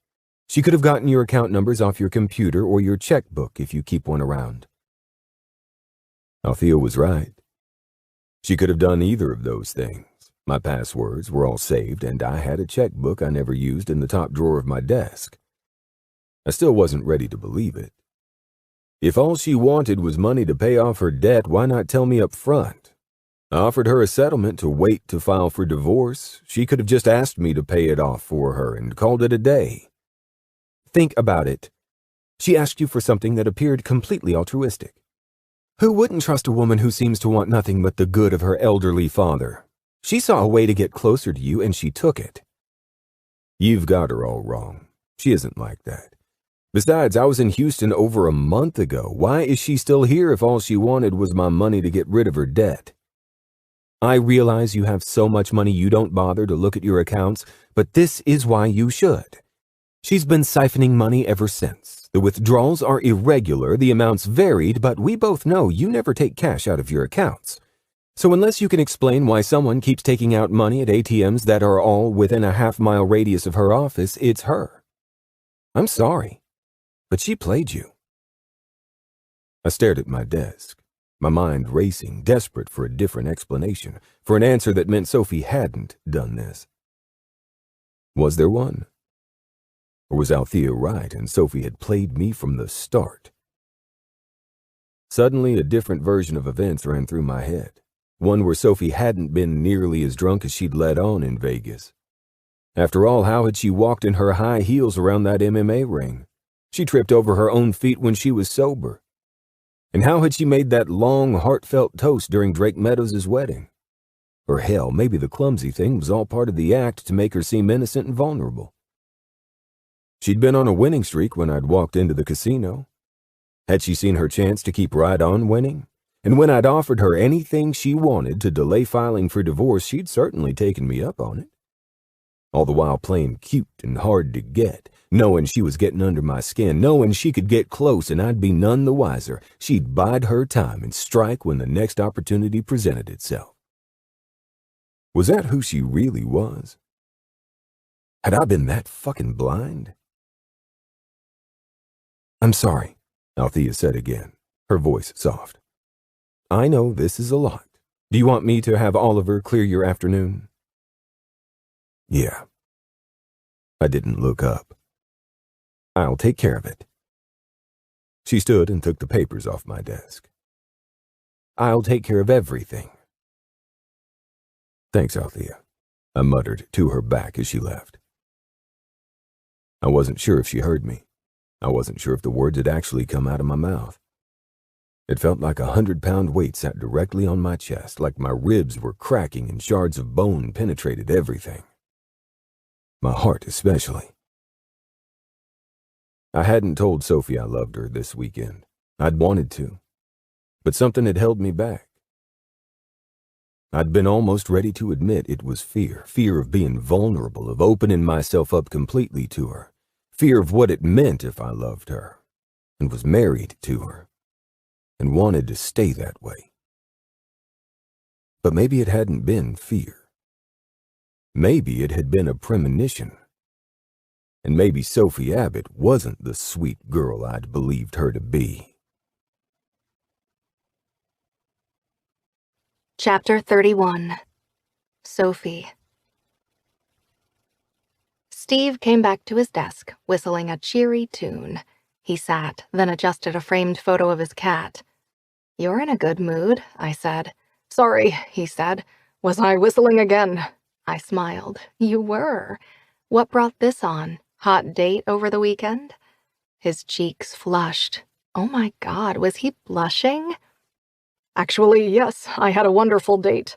My eyes widened. "Steve, are you dating someone? Who is she? How long have you been seeing her? Why didn't you tell me?" "I didn't want to say anything too soon. Her name is Flora, and we met at a pet store a couple of months ago." I clasped my hands to my chest. That is so cute. "We've been seeing each other a lot, and things are starting to get serious. But there was one big hurdle we had to get over. Specifically, Millie and Clovis." "Millie, your cat? Who's Clovis?" "Flora's cat, and unlike my Millie, he's a bit bad-tempered." Unlike his Millie, Steve's cat was a furry terror. I was fully convinced she spent her days while he was at work, plotting his untimely demise. And Clovis was worse? Yikes. "I suppose that would be a hurdle." He nodded in agreement, but broke out in a smile. "We introduced them yesterday, and, Sophie, it couldn't have gone better." "Really? They liked each other?" "Well, liked is probably a strong word for it, but the hissing was minimal. Much better than we expected." "Wow. So does that mean you and Flora can move forward?" He smiled again and adjusted his glasses. "She's moving in next month. We want to make a gradual transition so Millie and Clovis have time to get used to each other." "Aw, Steve, I'm so happy for you." "Thanks, Sophie." My desk phone rang, and our receptionist Nina's name flashed on the little screen. "Hi, Nina. What's up?" "Mr. Calloway's 3 o'clock is here." "Oh." Feeling suddenly flustered, I clicked to his calendar on my laptop. I didn't remember him having any more meetings today. The 3 o'clock spot was blocked off as busy, but it didn't say anything else. And I hadn't put that there. "Thanks, Nina. Give me 1 second." Hoping I hadn't forgotten something, I got up and went to his office. "Excuse me, Mr. Calloway?" He glanced up from his laptop. Nina says your 3 o'clock is here. I'm not sure who it is. It's not clear on your calendar, and I don't remember setting anything up for today. No, I did. He stood, but gestured to one of the seats on the other side of his desk. You should be here for this. Of course, no problem. Do you want me to? I pointed vaguely toward the office lobby. I'll see him in. He walked past me and out the door. That was weird. I darted out to my desk to grab a notepad and pen to take notes, then sat down to wait. A moment later, Mr. Calloway came back in. Have a seat, he said, and in walked Dominic Coates. My eyes widened. He was dressed in a suit this time, not a shiny black shirt, but there was no mistaking him. He looked at me, looked right at my face, and my heart skipped at least 42 times. Did he recognize me? He had to remember me. I was the girl who'd taken a serving tray to the face. You didn't forget something like that. But if he knew who I was, he gave no hint of it. His eyes swept over me, lingering on my chest longer than necessary, then he looked away. That was it. The jerk face didn't remember me, although there was something different about him, and it wasn't just his clothes. His eyes were clear and his movements less exaggerated. And then it occurred to me. He was sober. He must have been on something that night at the club, and he wasn't now. But he was still a jerk face. Mr. Calloway sat behind his desk and for a second met my eyes. He didn't make eye contact like that very often. Was he trying to tell me something? Thanks for coming, Mr. Calloway said, turning his attention to Dominic. I think we have a lot to discuss. I admit I was surprised when you reached out, but I'm glad you did. Your timing is good. I was so confused. Mr. Calloway had set up a meeting with Dominic Coates? Why would he do that? Unless... Oh my God, he knew something. Suddenly, I understood what that eye contact had meant. Okay, Mr. Calloway, let's do this. Let's get straight to the point, Mr. Calloway said. We both know I have a significant investment in the Skyline project. I have some concerns. As you should, Dominic said. Under its current leadership, the Skyline project is being grossly mismanaged. Mr. Calloway raised his eyebrows. How so? Details slipping through the cracks, total lack of oversight. I'll be surprised if the whole thing doesn't come to a grinding halt before they've poured concrete for the parking garage. Mr. Calloway narrowed his eyes but didn't interject. Dominic kept talking. Of course, you know I used to be a partner in Cox Development. Unfortunately, right when Skyline was about to get off the ground, I was forced out. I fully admit I made some mistakes in my personal life, but Cox used that as a cover. He got rid of me because I wasn't towing the party line. I kept pointing out problems with the project, but he didn't want to hear it. I kept as still as I could, but inside I was seething. He was such a big fat liar. And now you believe those problems are enough to threaten Skyline, Mr. Calloway said. Absolutely. Cox Development isn't capable of pulling off a project of this scale. It's going to come crashing down sooner rather than later. But the news isn't all bad. No? Not at all. Cox has a buyout offer on the table, but he's letting his arrogance get the better of him and he won't take it. I think it's become personal. I told him this is beyond him, and now he wants to prove me wrong. Not a good way to make business decisions with hundreds of millions of dollars at stake. Especially when it's not all his money, Mr. Calloway said. Exactly.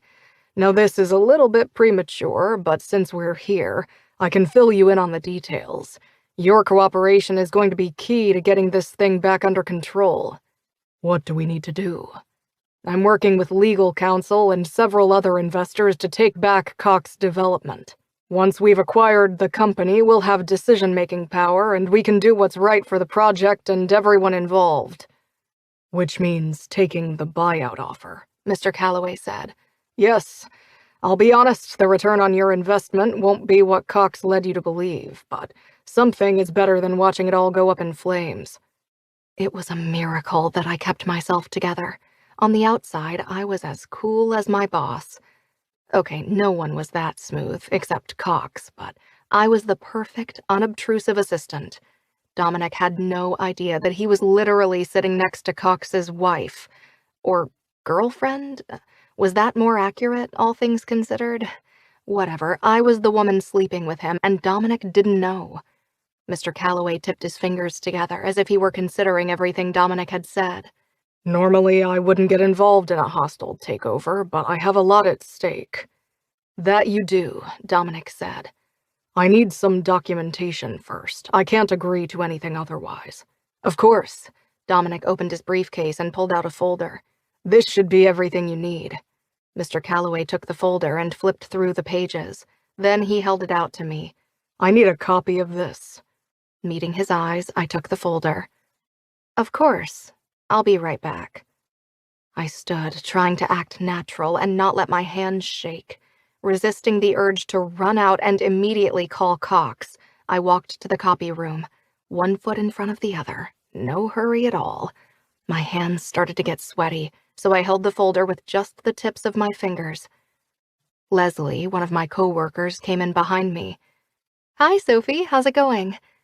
Oh, you know, fine. Just copying evidence that probably points to my husband's betrayal. Why, yes, I am married, and gosh, no, I didn't tell anyone. Wow, long story. I slipped the papers into the feeder. I'm good. How are you? Looking forward to the weekend already, you know? Yeah, totally. Instead of hitting the copy button, I changed the quantity from 1 to 2. Oops, look at that. I made an extra. Leslie grabbed something off a shelf. See you later. Bye, Leslie. Have a good afternoon. You too. The copy machine spit out 2 sets. I took one and tapped it into place, then put it neatly with the originals. Then I grabbed a manila envelope off the supply shelf and tucked the second set inside. On the way back to Mr. Calloway's office, I paused at my desk and with a smug smile, slipped the manila envelope into a drawer. Dominic was talking when I went in and handed Mr. Calloway the folder with the copies on top. I could tell by the tightness of his jaw that he was over this guy. Mr. Calloway, I hate to interrupt, but you have another meeting. His eyes softened with a hint of a smile. Thank you. Dominic stood and took the folder. Not a problem. I'll let you get back to your day. Thanks for taking the time. You too. I'll be in touch. Dominic glanced at my boobs again, then left. I hesitated next to Mr. Calloway's desk. His eyes flicked to the door, so I shut it. You knew, didn't you? I asked. Nora said something to Everly, and Everly told me. I hope that wasn't a betrayal of your circle of whatever it is. Circle of trust, and no, it wasn't. Will you take those copies to Cox, or do you need me to speak to him? No, I'll take them. Thank you. Whatever Dominic is planning, I hope it doesn't cost you your investment. If it does, I'll bury him. I laughed, but Mr. Calloway didn't so much as smile. He wasn't kidding.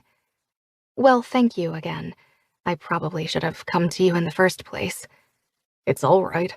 I'm just glad you didn't break your nose in your quest for intel. Rolling my eyes, I touched my nose. Oh, good, you know about that. I hear about a lot of things, and I respect that your personal life is your own, but I need to ask you something. Okay. Is he good to you? Yes, he's very good to me, actually. He nodded. Feel free to remind him that if he isn't, I'll know. I laughed. Okay, thanks, Mr. Calloway. His phone rang, so he picked it up. Hi, baby. I ducked out of his office so he could talk to Everly. Plus, I wanted to see exactly what was on those documents. I went to my desk and pulled out the envelope. There was no doubt now that Dominic was coming after Cox's company, but the question remained, was Althea involved? I glanced around like someone might be close enough to look over my shoulder and pulled out the copies. There was her name, right there. In fact, her name was all over the documents. I knew it. My sense of vindication was short-lived. Truthfully, I wished I hadn't been right, because this meant nothing but bad things for Cox. His former partner and one of the people he trusted the most were about to attempt a hostile takeover of his company, and he had no idea it was coming. My desk phone rang. It was Nina again. Hey, Nina. Hi, Sophie. There's someone here to see you. Okay, I'll be right up. That was strange. I wasn't expecting anyone. I put the papers back in the envelope and went to the front desk.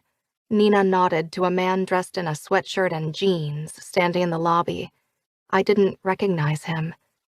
Can I help you? I asked. Are you Sophie Abbott? Yes. He held out a thick envelope, and I took it. You've been served. Wait, what is this? He shrugged and turned toward the elevator. Served? What was he talking about? I pulled out a stack of paper and looked at the first page. Oh my God. Cox had just served me with divorce papers. Chapter 32. Cox. I stood in my kitchen absently turning a glass of whiskey. I'd left the office early, too out of sorts to focus on anything. The conversation with Althea earlier had rocked me to my core. Had I really let that happen? Let some woman play me? The worst part was, if Sophie had asked, I would have just paid off her debt, no questions asked. I'd gone through my bank accounts, and sure enough, there were transfers to a bunch of banks and credit card companies. All when I'd been in Houston, and Sophie had been here, staying at my house. Since then, there were random withdrawals of cash that I knew weren't mine, and one of my debit cards was missing. Everything pointed to Sophie, and I was sick over it. Had I really been such a fool? My phone buzzed with a text from Oliver asking me, again, if everything was okay. I'd left the office abruptly without a word to him, and I'd been ignoring everyone's messages ever since. I sent a quick reply this time, just so he wouldn't decide to come over here and fix me a pot of tea or something. I heard the faint sound of the garage door opening and took a long swallow of my whiskey. Sophie was home. With a deep breath, I braced myself for her to breeze through the door and step out of her shoes, to set her things down and cheerfully ask about my day. To run her hands up my chest and pull my mouth to hers for a kiss, whispering that she'd missed me today. Fuck. The door flew open and she called my name. Cox! I set my drink down, surprised at the urgency in her voice. Cox, where are you? Her shoes clicked on the wood floor as she marched into the kitchen. The fury in her eyes almost made me flinch away. What the fuck was she so angry about? What the hell is this? She held up a thick envelope. Are you kidding me? I thought we would at least have a conversation, like grown-ups who have been sleeping together? What are you talking about? There are other ways to do this. You didn't have to serve me at work. I looked it up when we first got back from Vegas. We could have just filed together. You didn't have to blindside me with it. Sophie, what the fuck are you talking about? The divorce paperwork. I knew we'd have to deal with it soon, so maybe I shouldn't be so surprised, but I didn't think it would be like this. It's so cold and impersonal. Her lower lip trembled and she swiped a tear from beneath her eye. I thought we'd at least talk about it first. The divorce paperwork? What was she? Oh, shit. Althea. She'd said she'd take care of everything. After what she'd told me about Sophia, she must have assumed I'd want this over with as quickly as possible. Well, it had been inevitable anyway. Maybe it was best that it was done. There's not much to talk about, is there? So that's it? Just like that, it's over? I glanced down. It was hard to meet her eyes. I didn't want to have to say this to her. Sophie, I know about the money. What money? Let's not do this, okay? I know. Cox, I have no idea what you're talking about. I know that you took money to pay off your debts when I was in Houston, and I know you've been withdrawn from my account ever since. What? Look, I don't want to make this worse for you. You shouldn't have done it, but I won't turn you in. I'll let it go. Just get your shit out of my house. But I didn't. I didn't take any of your money, I swear. Then how is all your debt magically paid off? It's not. In fact, I think I'm late on most of my payments because I keep forgetting to get the mail at my apartment. Something in her voice made me snap. I fucking loved this girl, and she was going to stand here and keep lying to me? I grabbed my whiskey and smashed the glass on the floor. God damn it, Sophie. Why the fuck didn't you just ask me? I would have given it to you. If you were so far in debt, why didn't you just tell me? She stared at me, her eyes wide, still flashing with anger. Because I couldn't. It's humiliating enough that I can't afford to help my dad find a better house. You saw my horrible apartment. You saw how I live. You think I want to talk about that? You think I want to tell a man like you, who's swimming in money, how even though I have a great job, I basically have nothing? How I have to ration every dollar so I can afford to go out with my friends or take my dad out to eat once in a while? How the only reason I could afford that trip to Vegas was because it was for work and the company paid for everything? A lot of people get themselves in trouble. It's nothing to be ashamed of. No. In my case, I'm absolutely ashamed of it. Tears overflowed her eyes and streamed down her cheeks. My ex-boyfriend did this to me, and I was stupid enough to let it happen. He took out loans and opened credit cards in my name, tons of them. He maxed them out and then stuck me with all of it, and I didn't know until it was too late. By then, he'd already ghosted me. Not long after he disappeared, bill collectors started calling, constantly. It's been a total nightmare for the last 3 years, and it's all because I trusted him when I shouldn't have. So, no, I didn't tell you, for the same reason I've never told anyone. Not my dad or my friends. Because it's humiliating. Broken glass glinted on the kitchen floor. I had no idea what to say to her. I didn't take your money. She took a shaky breath. I don't know how to prove to you that I didn't, but I would never, ever do something like that. God, I wouldn't even know how. I wanted to believe her. I wanted it so fucking badly, but why would Althea accuse her if she wasn't sure? The dates your loans were paid off are all when I was out of town. When you were here with access to my office, and one of my debit cards is missing. The same debit card that someone's been using to make withdrawals at ATMs near your office. She tucked the envelope in her handbag and pulled out her phone. Here, I'll show you. This is one of the credit card accounts, and the balance is still... Her brow furrowed. How is that possible? It's paid off, isn't it? God damn it, Sophie. Just be fucking honest with me. How did... She stared at her phone. I don't know what's going on, but it wasn't me. I didn't want Althea to be right. But she'd handed me the evidence.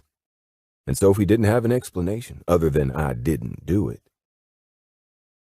She put her phone away and met my gaze, her eyes still shining with tears. You actually think I'm capable of this? No, I don't. But what the fuck am I supposed to think? You're supposed to believe me. I'm your... She snapped her mouth shut, but her unspoken words sliced through me. I'm your wife. Sophie. No, I'm not, and I never was. I should have remembered that. She pulled a large manila envelope out of her handbag and set it on the counter. I don't even know if I should give this to you, but if I didn't, it would just be to hurt you back, and I don't want to be that girl. Dominic Coates met with Mr. Calloway today. He set up the meeting to find out what Dominic's been doing behind your back. We got these from him. He's working with Althea. They're going to try to take your company so they can sell Skyline. I'm sorry I was right about her. I didn't want to be. Grinding my teeth together, I stared at the envelope. Althea was... That meant... Oh, fuck. Oh my God, Sophie. I can't really deal with getting all my stuff right now. She choked out through more tears. And I'll get the divorce paperwork done as soon as I can, but I have to go. Sophie, no. Please don't. But she whipped around and ran off. The door slammed behind her. The crushing weight on my chest was back with a vengeance. What the fuck had I done? I crunched through the broken glass to the envelope she'd left and slid the stack of paperwork out. For a second, I couldn't get a breath in. My throat closed tight and my lungs seemed to have collapsed. The words on the pages blurred as I flipped through them. God damn it, she was right. Althea had betrayed me. She'd betrayed Sophie, too. Because who else had access to my home, my office, my computers? Who else had the code to my front door? She did. She'd set Sophie up. And I was such a fucking idiot I'd fallen for it. What the hell was I going to do now? Chapter 33. Cox. After Sophie left and I realized I was being fucked over, I did what most any man would do. I got my ass good and drunk. Oliver found me Tuesday morning passed out on the couch. Drunk or sober, I couldn't set foot in my bedroom. There was too much of her in there. Her clothes, her things in the bathroom, her pink running shoes she loved so much. Fuck. He made tea, because of course he did, and breakfast. Then he cleared my schedule for the day. I didn't explain what had happened with Sophie, and he didn't ask. He didn't have to. I was a fucking mess, and she wasn't here. He could put the pieces together. And I didn't want to talk about it. He'd confirmed I was alive, so he left me to wallow. I took a second personal day on Wednesday, but not because I was too hungover to function.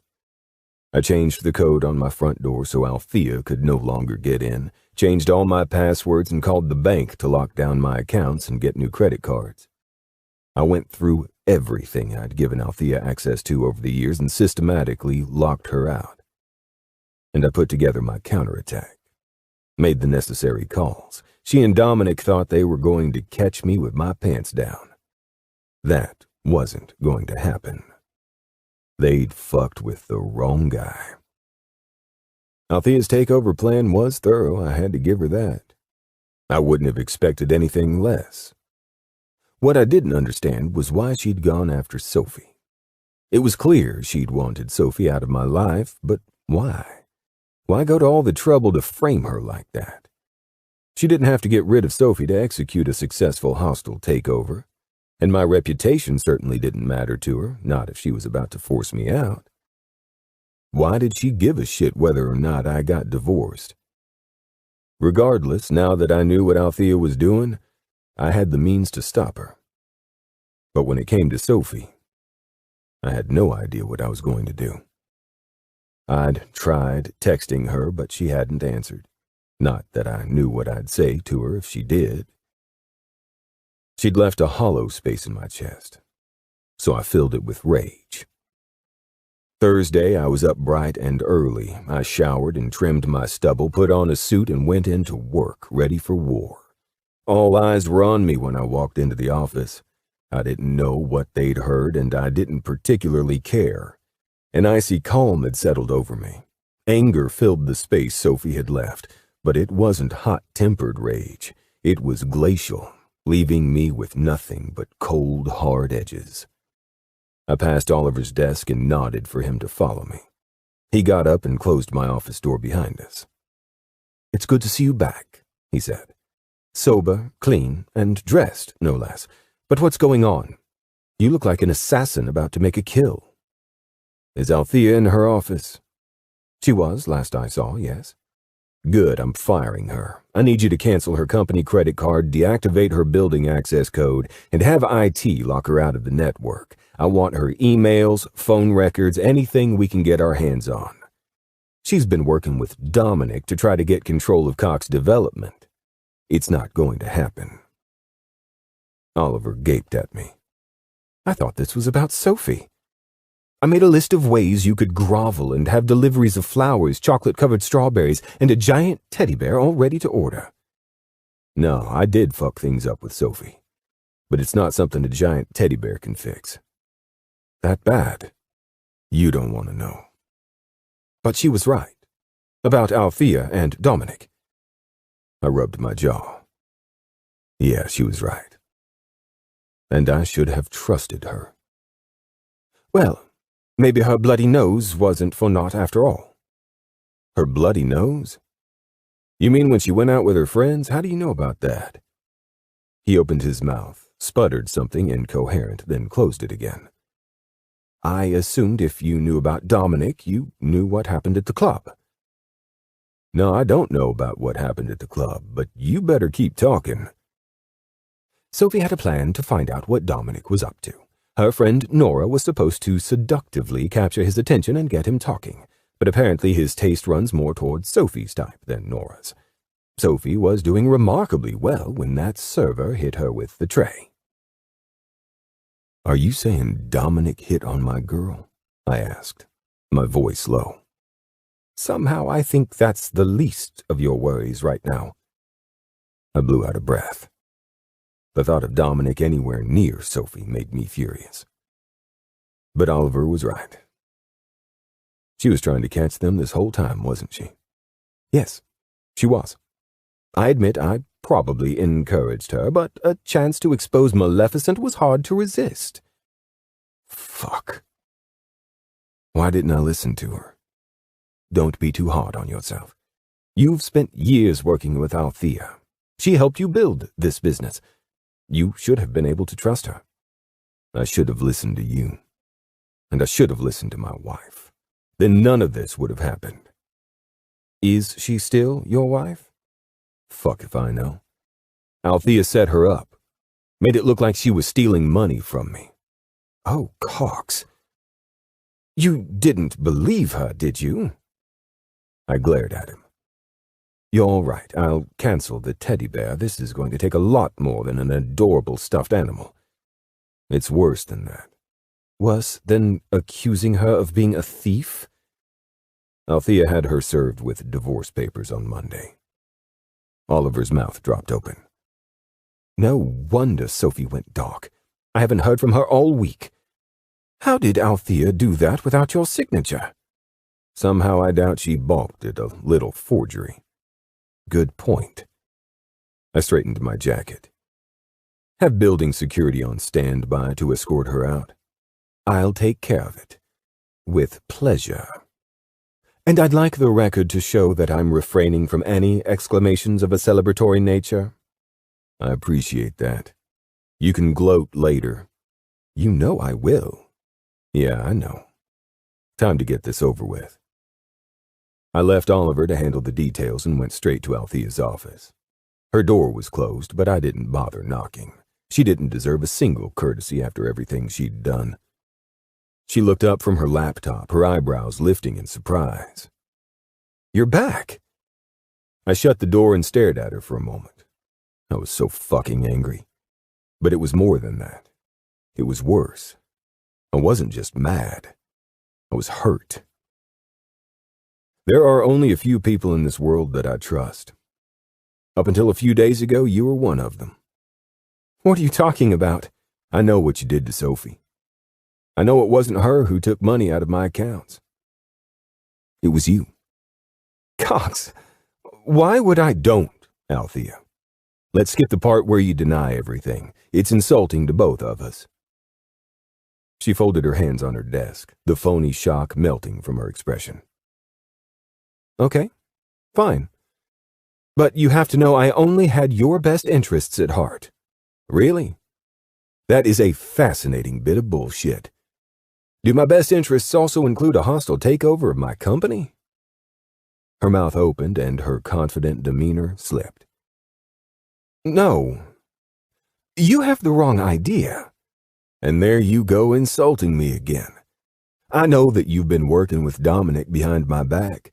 I know you two plan to force me out and put him in charge so you can sell Skyline. That's all pretty straightforward, I get it. You stand to make a shit ton of money if we sell, and I wasn't cooperating, so you decided to go around me. She stood. Not exactly. You don't understand what I'm trying to do here. No, I certainly fucking don't. Dominic is just a pawn. We both know he's useless. A week out of rehab, he was already out partying. But for the time being, he does have good PR. Who doesn't love a redemption story? So I'm letting Dominic convince your investors that there's trouble at Cox Development and he's ready to save the day and do the right thing by selling Skyline and returning their money. And what were you planning to do once you had your pawn sitting at my desk? It won't ever get that far. Dominic isn't going to take over. But word of unrest and a project in trouble has elicited a lot of interest in Skyline. Now we not only have one buyout offer, we have 3. So you convinced Dominic to screw me over just so you could start a bidding war and drive the price up so I couldn't refuse? And once I agree to sell, you just screw over Dominic instead? She smiled triumphantly. Precisely. Are you out of your fucking mind? Cox, this is brilliant. I'm sorry I couldn't tell you, but everything is very delicate. I had to be careful, and you've been preoccupied. I know what you're getting at. And that's what I don't understand. What does any of this have to do with Sophie? Why work so hard to get rid of her? Smiling, she stepped closer and put a finger on my chest. I'll admit, that part was personal. I grabbed her finger. Excuse me? She's nothing but a distraction, and a ridiculous one at that. You bang some woman in Vegas and suddenly you have a goddamn conscience? If Shepard Calloway hadn't been one of your investors, we both know you would have taken Easton's offer. But somehow you decided you gave a shit about your fake wife's boss. Rolling her eyes, she jerked her finger out of my grasp. Trust me, I did you a favor. How the fuck was that a favor? She was a mistake from the beginning. But apparently she has a magic pussy and you can't see it. We've worked together for almost a decade. But suddenly some cutesy assistant matters more to you than I do? You're jealous of her? That's what this is about? Jealousy is such an ugly word. And really, how could I be jealous of that little twit? I'm a corporate attorney, and she's a glorified secretary. I stared at her for a long moment. You're absolutely right. Her mouth curled in a smile and she touched my chest again. See? I knew once I got rid of her, you'd start acting like yourself again. Do you want to see the offers? No, that's not what I mean. You're right that Sophie changed me. She called me out, and she was right. It matters who I do business with, who I surround myself with. I didn't think it did. I knew you were fucking ruthless. Dominic dug his own grave, but you were the first to shovel the dirt on top.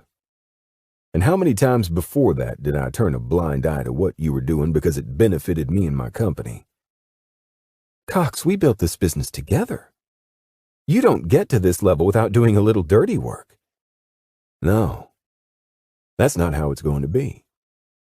I can't change the road I took to get here, but I can certainly change where I go next.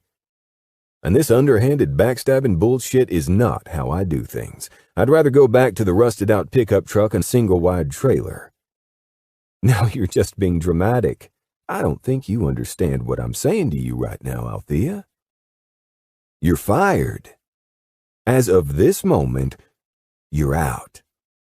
And I don't want to see your fucking face ever again. You can't be serious. I assure you, I'm dead serious. And you know, you're right about something else. You did do me a favor when you set up Sophie. You overplayed your hand. If you hadn't gone after my wife, I might have made the mistake of forgiving you for this bullshit stunt with Dominic. Cox, listen to me. My phone buzzed with a text. Just in case it was Sophie, I pulled it out to check. It wasn't, but the text from Oliver made me laugh out loud. Well, holy shit. What? This is poetic. Looks like your comeback kid put a hitch in your grand plan. Dominic was arrested early this morning for soliciting a prostitute and possession of cocaine. He couldn't keep his shit together quite long enough, could he? But good luck with your hostile takeover. I'm sure it'll go just fine. The color drained from her face. Cox, wait. I turned my back on her and opened the door. Two men with barrel chests and building security badges waited just outside. See her out, and don't let her back in the building. Yes, sir, one said. Without so much as a glance over my shoulder at Althea, I went back to my office and shut the door. But my triumph was short-lived. I sank into my chair, the weight of my mistakes threatening to crush me. Because regardless of what happened with my company, Sophie was still gone. Chapter 34. Sophie. Here, kitty kitty, I said, peering beneath the bed. Come out. You're not supposed to be in Nora's room. A pair of glowing eyes shone at me, but the cat didn't move. I got up, wondering if I could lure her out with cat treats. Had I gotten cat treats? Probably not. Maybe tuna would work. Cats liked tuna fish, right? Did Nora have any tuna fish in her kitchen? After I'd left Cox's house on Monday night, I'd called Nora. She hadn't been able to understand a word I said because of all the sobbing, so she'd told me to come to her place. Everly and Hazel had arrived soon after, and they'd listened to me tearfully recount the day's events. They held me while I fell apart, and they'd be there to help me pick up the pieces. I was so lucky to have them. Later that night, Mr. Calloway had texted to say I had the rest of the week off, and Nora insisted I stay with her instead of going back to my apartment. So lucky. Sophie? Nora called. Uh-oh, she was home. I decided to give up on the cat. She had to emerge from hiding eventually. Trying to act natural, I came out into the living room and sat on the couch. Hey, how was your day? Frustrating, but whatever. Tomorrow's Friday, so I have that going for me. She took her coat off and hung it up in the closet, then came over to the couch and sat down. Look at you, all dressed and everything. I glanced down at my t-shirt and jeans. It was a definite step up from the worn-out pajamas I'd been living in. I was even wearing a bra. Yeah, I had to run some errands. I'm impressed. It's only been a few days and you're remarkably functional. Looking down, I shrugged and picked at a thread on my shirt. I'm doing okay. I know this is hard, but something darted from the hallway into the kitchen and she stopped. What was that? What was what? That little blur that ran into the kitchen. Oh, that. I kept picking at my shirt. That's my cat. Since when do you have a cat? I trailed off. Since today? That's the errand you had to run? You got a cat? Yes, I adopted a cat. My lower lip trembled. I tried to hold back. Really, I did, but I burst into tears. I just want something to love me. I thought that's what Mr. Fuzzykins was for. She gestured to the hamster enclosure on her dining table. Mr. Fuzzykins bit me. I held up my bandaged finger, and I changed his name. He's not Mr. Fuzzykins anymore. What's his name, then? Camden, because he was mean to me, I said through sobs. But the cat doesn't love me either. She keeps hiding under your bed. She put an arm around my shoulder. Oh, honey, maybe I'm doing this all wrong, I sniffed. Fuzzy pets seem like a great idea because they're cuddly, but I was reading earlier that bearded dragons are very affectionate. What the hell is a bearded dragon? A species of lizard. They're very friendly and... Okay, time to get dressed. She got up and reached for my hands to help me up. I am dressed. Do you want to come to the pet store with me? Soph, I'm drawing the line at scales. If you're going to wallow, you're going to do it right, not by adopting more animals. I'm not wallowing. I'm trying to find new meaning in my life. She hauled me to my feet. You're not going to find meaning at a pet store. Then where are we going? Out. Go put on something that makes you feel good. Like jammies? No, I mean something that shows off your rack. She gestured to my boobs. I'll help you with the rest. I changed into a black shirt and nicer jeans. Nora vetoed my slippers as shoes and talked me into a pair of pink kitten heels. Then she fixed my hair and put a little makeup on me. I had to admit, it made me feel a bit better. Then we headed out. Nora swept into Brody's and waved her fingers at Jake, the bartender. I followed her to a table in the bar and sat. Jake came over and grinned. Wow, ladies, you look great. I'm so used to seeing you in running clothes. What's the occasion? It's a breakup party, she said. Everly and Hazel on their way, he asked. You know us so well, Nora said. We're going to need 3 martinis and a lemonade, and keep Sophie's drinks coming. Plus 1 of everything on the dessert menu. I don't even care what they are. You got it. He winked and left. Hazel and Everly arrived just as Jake brought out our drinks. Wow, you look amazing, Everly said. This is Nora's handiwork, I said, gesturing to my hair and face.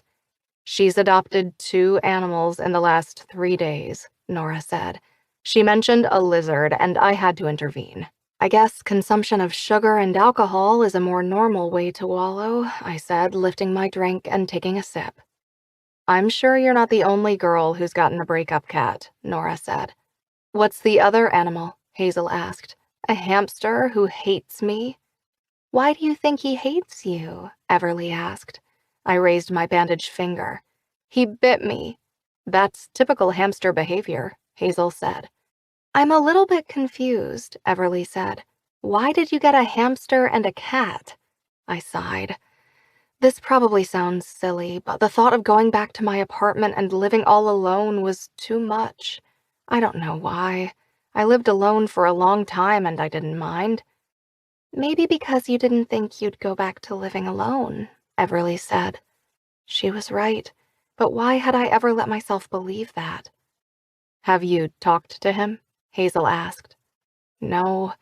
He texted right after I left, but I didn't reply. And I don't know what there is to say at this point. I do still need to get my stuff out of his house and figure out how to pay him back because someone paid off all my loans with his money. Plus, there's the thing with my dad and the house he's buying for him. Wait, what? Nora asked. Did we know about that? Probably not. I haven't even told my dad yet. It's what he agreed to in exchange for staying married. You asked him to buy a house for your dad? Nora asked. Of course you did. Sometimes I don't think the world deserves you. You're too good. Good at being a hot mess. I took a big swallow of my martini. Sophie, you're an amazing woman, Everly said. You have so much spirit. Nora put an arm around my shoulders. She's right. We're lucky we found you. Thanks, girls. I sniffed back the tears. I love you. We love you too, Nora said. They really did. Maybe I didn't have cocks, and maybe I was about to get divorced. My one and possibly only attempt at marriage, starting as a disaster and ending worse. But I did have the best friends in the whole world, and that meant a lot. By Saturday, I was slightly more put together, even without Nora coaxing me into putting on makeup, and I hadn't tried to get a bearded dragon or any other pets. The hamster hadn't bit me again, even when I'd opened the enclosure to give him a little pet on the head, and the cat was warming up to me. I'd decided to name her Maddie. I parked in front of my dad's house and went up to the front door, apprehension making my stomach flutter. I wasn't sure how Dad was going to react to what I had to tell him. Here went nothing. I knocked and poked my head inside. Hey, Dad. Hi, Princess, he called. Come on in. I went in and found him in his recliner. He took off his reading glasses and set them on the side table. What's wrong? Is it that obvious? I don't need fucking legs that work right to see, do I? No. I sat on the couch and toed off my shoes, then tucked my legs under me. I haven't had the best week. Do you want to talk about it? Well, it's kind of a long story. I've got time. Looking down, I fiddled with my shirt. You know how I sort of got married? To the suit. Yeah, Cox. His first name is Camden, but I think his mom is the only one who calls him that. Anyway, you know it wasn't a real marriage. It was a big mistake. We would have filed for divorce right away, but he was worried about bad PR and asked me if I'd stay married for a little while. And you were too nice to tell him no? Not exactly. We made a deal. I've been trying to figure out how to tell you about it, but it's really hard. His brow furrowed. The fuck did he talk you into, Soph? No, it's nothing bad. In fact, it's something really good. And even though this week has royally sucked, when I think about it, it makes the whole thing worth it. I took a deep breath. Dad, he's buying you a new house. He snorted. Right.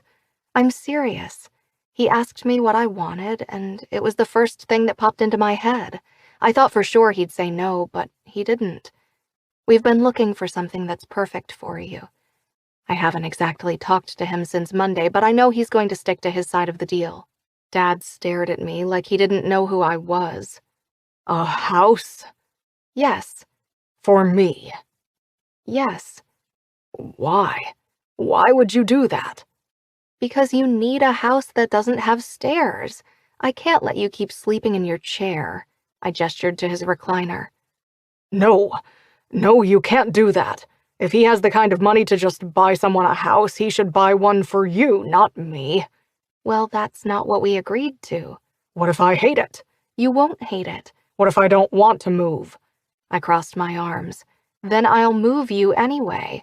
He's buying you a new house, and you can sleep in a bed again, and it's going to be wonderful, and I'm not taking no for an answer, so you better get used to it. He looked down and cleared his throat. Sophie.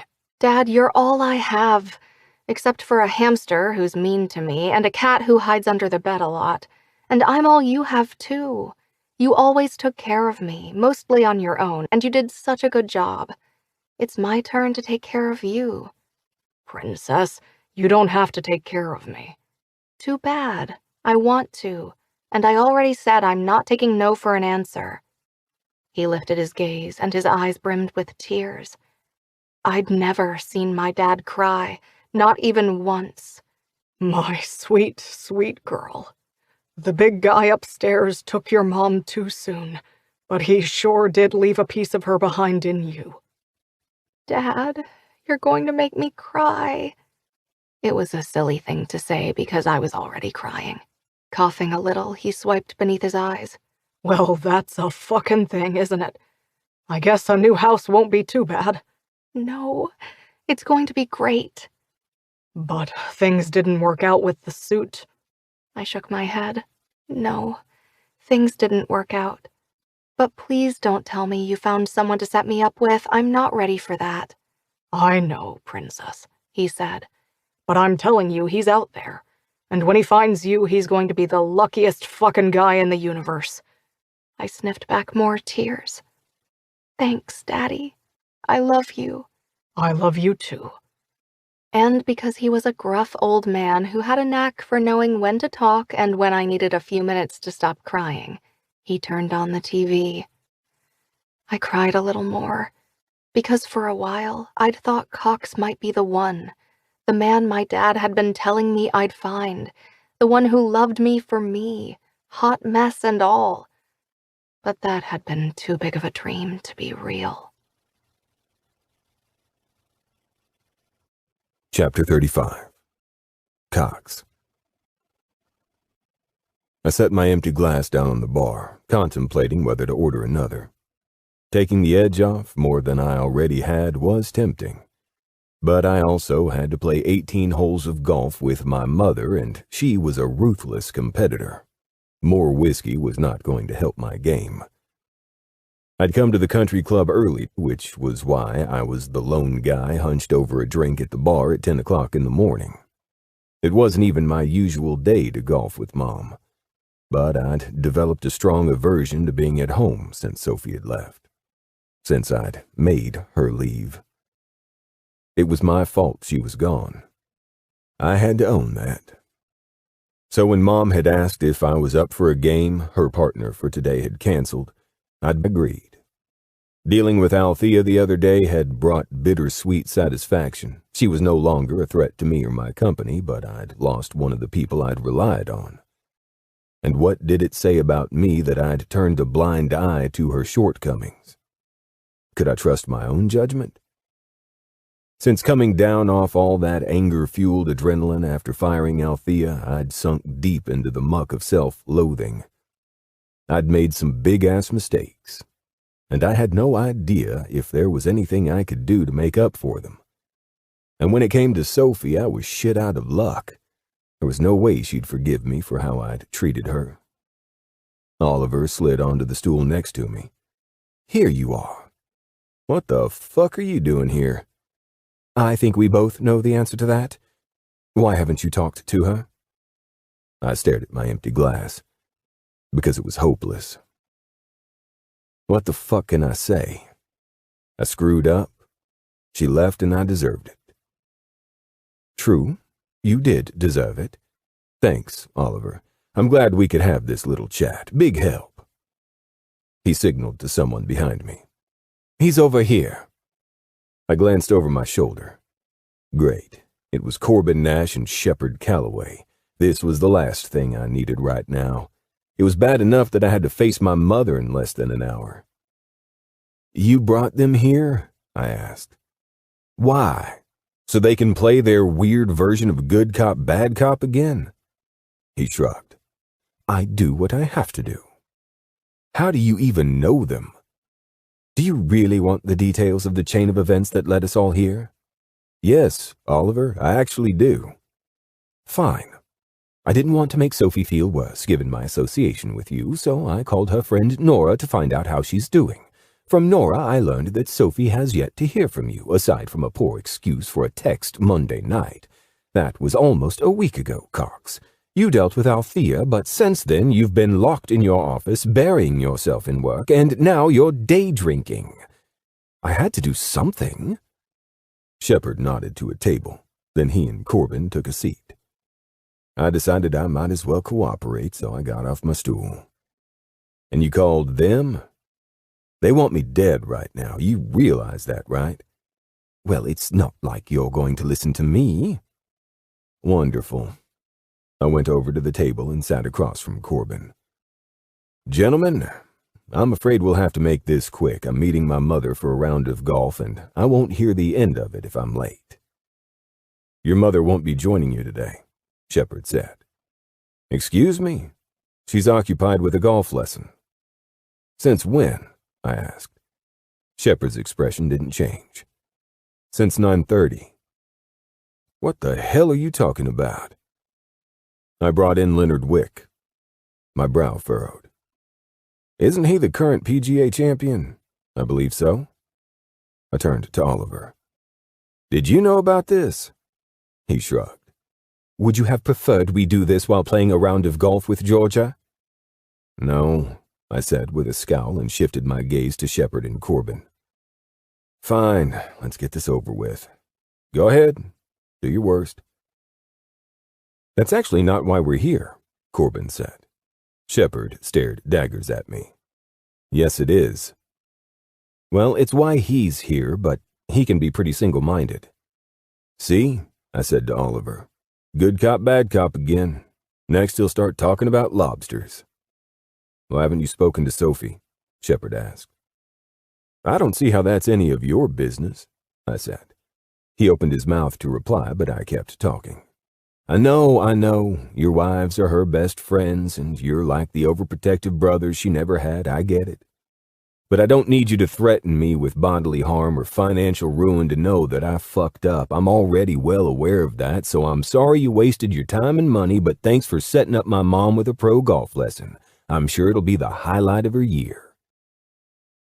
"So that's it?" Shepard asked. "Cox, I was at the fashion show," Corbin said. "I saw the way you looked at her. That wasn't the face of a man about to serve divorce papers." "In point of fact, I didn't serve those papers on her. My ex-lawyer did. So why haven't you explained that to her? He asked. What the fuck do I say? I'm sorry I trusted my backstabbing lawyer instead of you. I'm sorry I believed the awful things she said about you even for a second. Yeah, that's a good start, Corbin said. Shepard nodded. Actually, it is. As if it's that simple, I said. Maybe it is, Corbin said. Do you love her? I looked down at the table, wishing I'd ordered that second drink. It doesn't matter now. No, it does matter, he said. I've made a career out of studying the process of falling in love. Sometimes it's the only thing that matters. So answer the question. Do you love her? I could practically feel all three of them staring at me. I do. I love her like fucking crazy. I told you, Corbin said, nudging Shepard with his elbow. We don't have to kill him. We just have to get him to quit wallowing in guilt and self-hatred so he can fix this. I'm not wallowing in guilt and self-hatred, Oliver snorted. If I am, it's because everything was perfect and I fucked it up. Yes, you did, Shepard said. So what are you going to do about it? There was something about the way he said that, with an edge to his voice that was sharper than a razor blade. It wasn't just a question, it was a challenge, almost a dare. Wait.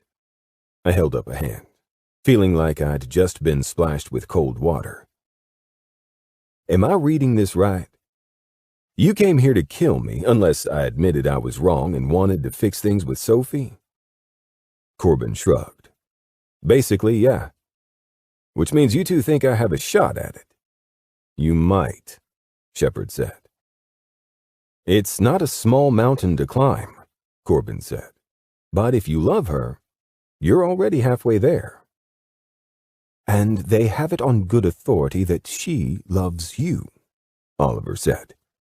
It would be a shame to walk away from the love of a woman like Sophie, don't you think? That it would, I said absently. She loves you. Suddenly the wheels started turning. I was Camden fucking Cox. A go-getter and a hustler, a man who pursued what he wanted relentlessly and never gave up until he got it. That was what had gotten me to where I was today. That guy didn't give up, especially when the stakes were high. And they'd never been higher. She loves you. Did she? Holy shit, she does. Fuck. I'm such an idiot. No one's going to argue that point, Oliver said. Ignoring him, I stood so fast my chair almost fell over. I have to go save my marriage. I was out the door and ready to make the necessary calls in an instant. I already had the beginnings of a plan. It might not be enough. I believed them when they said Sophie loved me and me loving her back was not the problem. I loved her so much I wondered if it would kill me. The question was, did she love me enough to forgive me? It wouldn't be enough to tell her how I felt, although I was still kicking myself for not saying it sooner. I was a fucking idiot. But maybe it wasn't too late to come back from this. I just had to show her what she meant to me. Show her how much I loved her, how she'd stumbled her way into my heart, and I never wanted to let her go. And then maybe we could toss those goddamn divorce papers in a fire. Because Sophie was mine. Chapter 36. Sophie. In some ways, it was good to be back at work. Mr. Calloway had been more than generous, giving me last week off. That was certainly a perk to being best friends with your boss's wife. I didn't want to think about what a mess I would have been if I'd had to be in the office. Then again, I might not have adopted 2 breakup pets. But even though Mr. Fuzzykins, aka Camden the hamster, had bit me, and even though my cat Maddie was afraid of everything and mostly hid under the bed, I'd already grown so attached to those 2 fuzzballs. They weren't as good as having Cox in my life, not even close. But when I did move back to my apartment, I would be glad I'd have them to keep me company. In the meantime, I had to figure out how to get the cat to stop scratching Nora's furniture. Steve gave me a sympathetic smile from across the aisle. He'd given me the update on the Millie and Clovis situation. They still hissed at each other, but he was convinced they'd learn to love each other as much as he loved Clovis's mommy. It was so adorable. But I'd also had to rush to the bathroom so I didn't burst into tears in front of him. He was in love, and I was happy for him, and I couldn't help but be sad for me. When I'd come back from my mini breakdown, he hadn't said a word. Steve was nice like that, but obviously he knew something was wrong. Nina came to my desk with a large box and set it in front of me. "This just arrived for you." "Thanks." She went back to the front, and I eyed the box, wondering what it was. There was no shipping label, which meant it had been hand-delivered, which could mean... But what would he have sent me in a box like this? I didn't want him to send me presents. I didn't know what I wanted from him. Well, I did, but it was clear I wasn't going to get it. I wanted him to want me.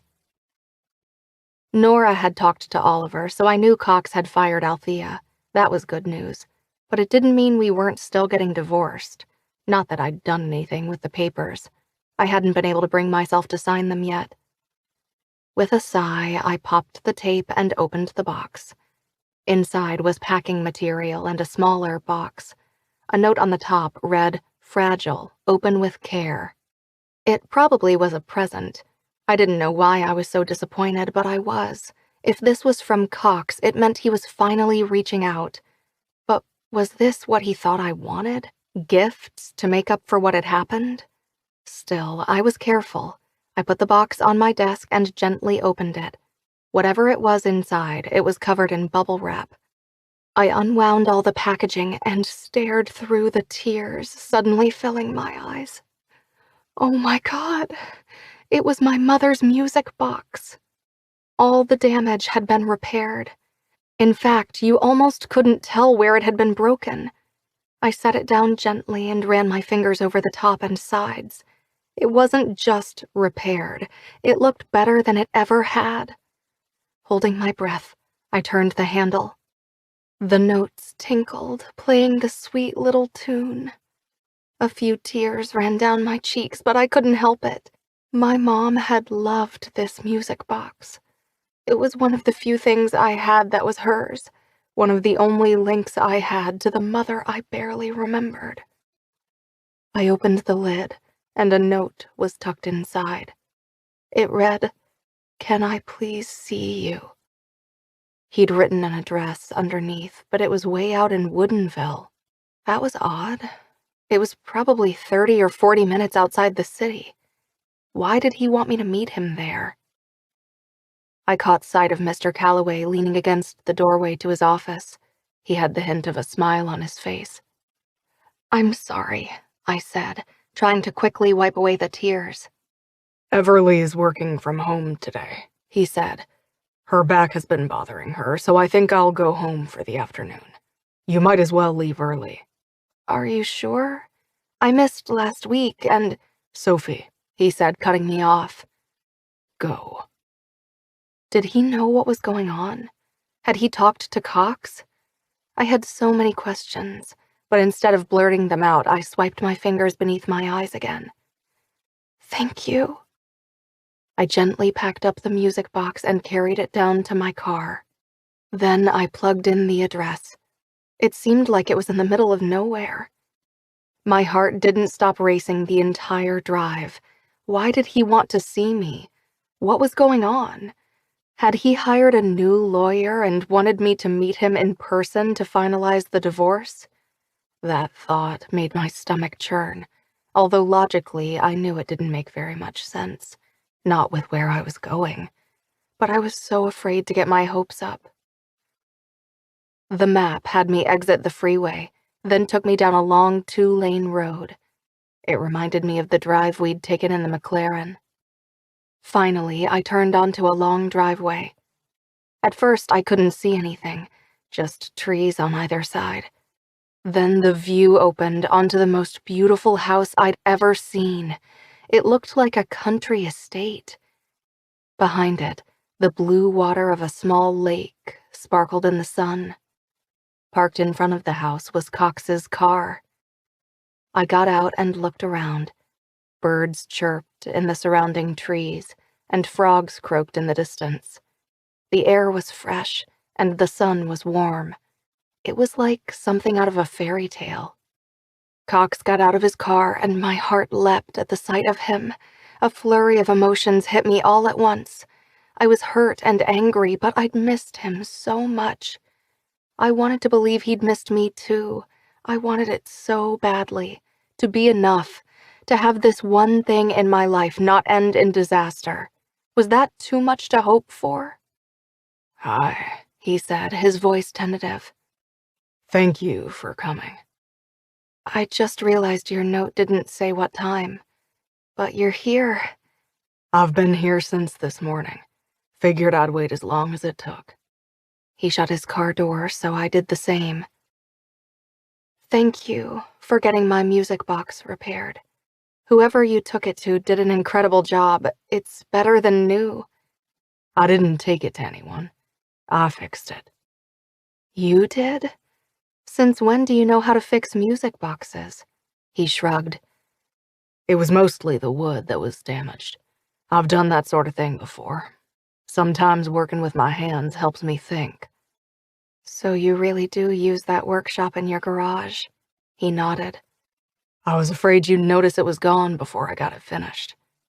No, I thought it was still put away.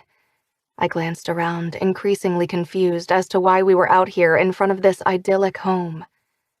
Where are we, by the way? I have something to show you. He gestured behind him toward the lake. This way. I followed him on a path that led around the house. It was so pretty here. Fir trees surrounded us, and the lake was a big blue oval in the wide clearing. Behind the house was another smaller building right on the bank, with a dock stretching out into the water. Cox led me all the way to the second building, a cute little cottage. He pulled a single key out of his pocket and opened the door.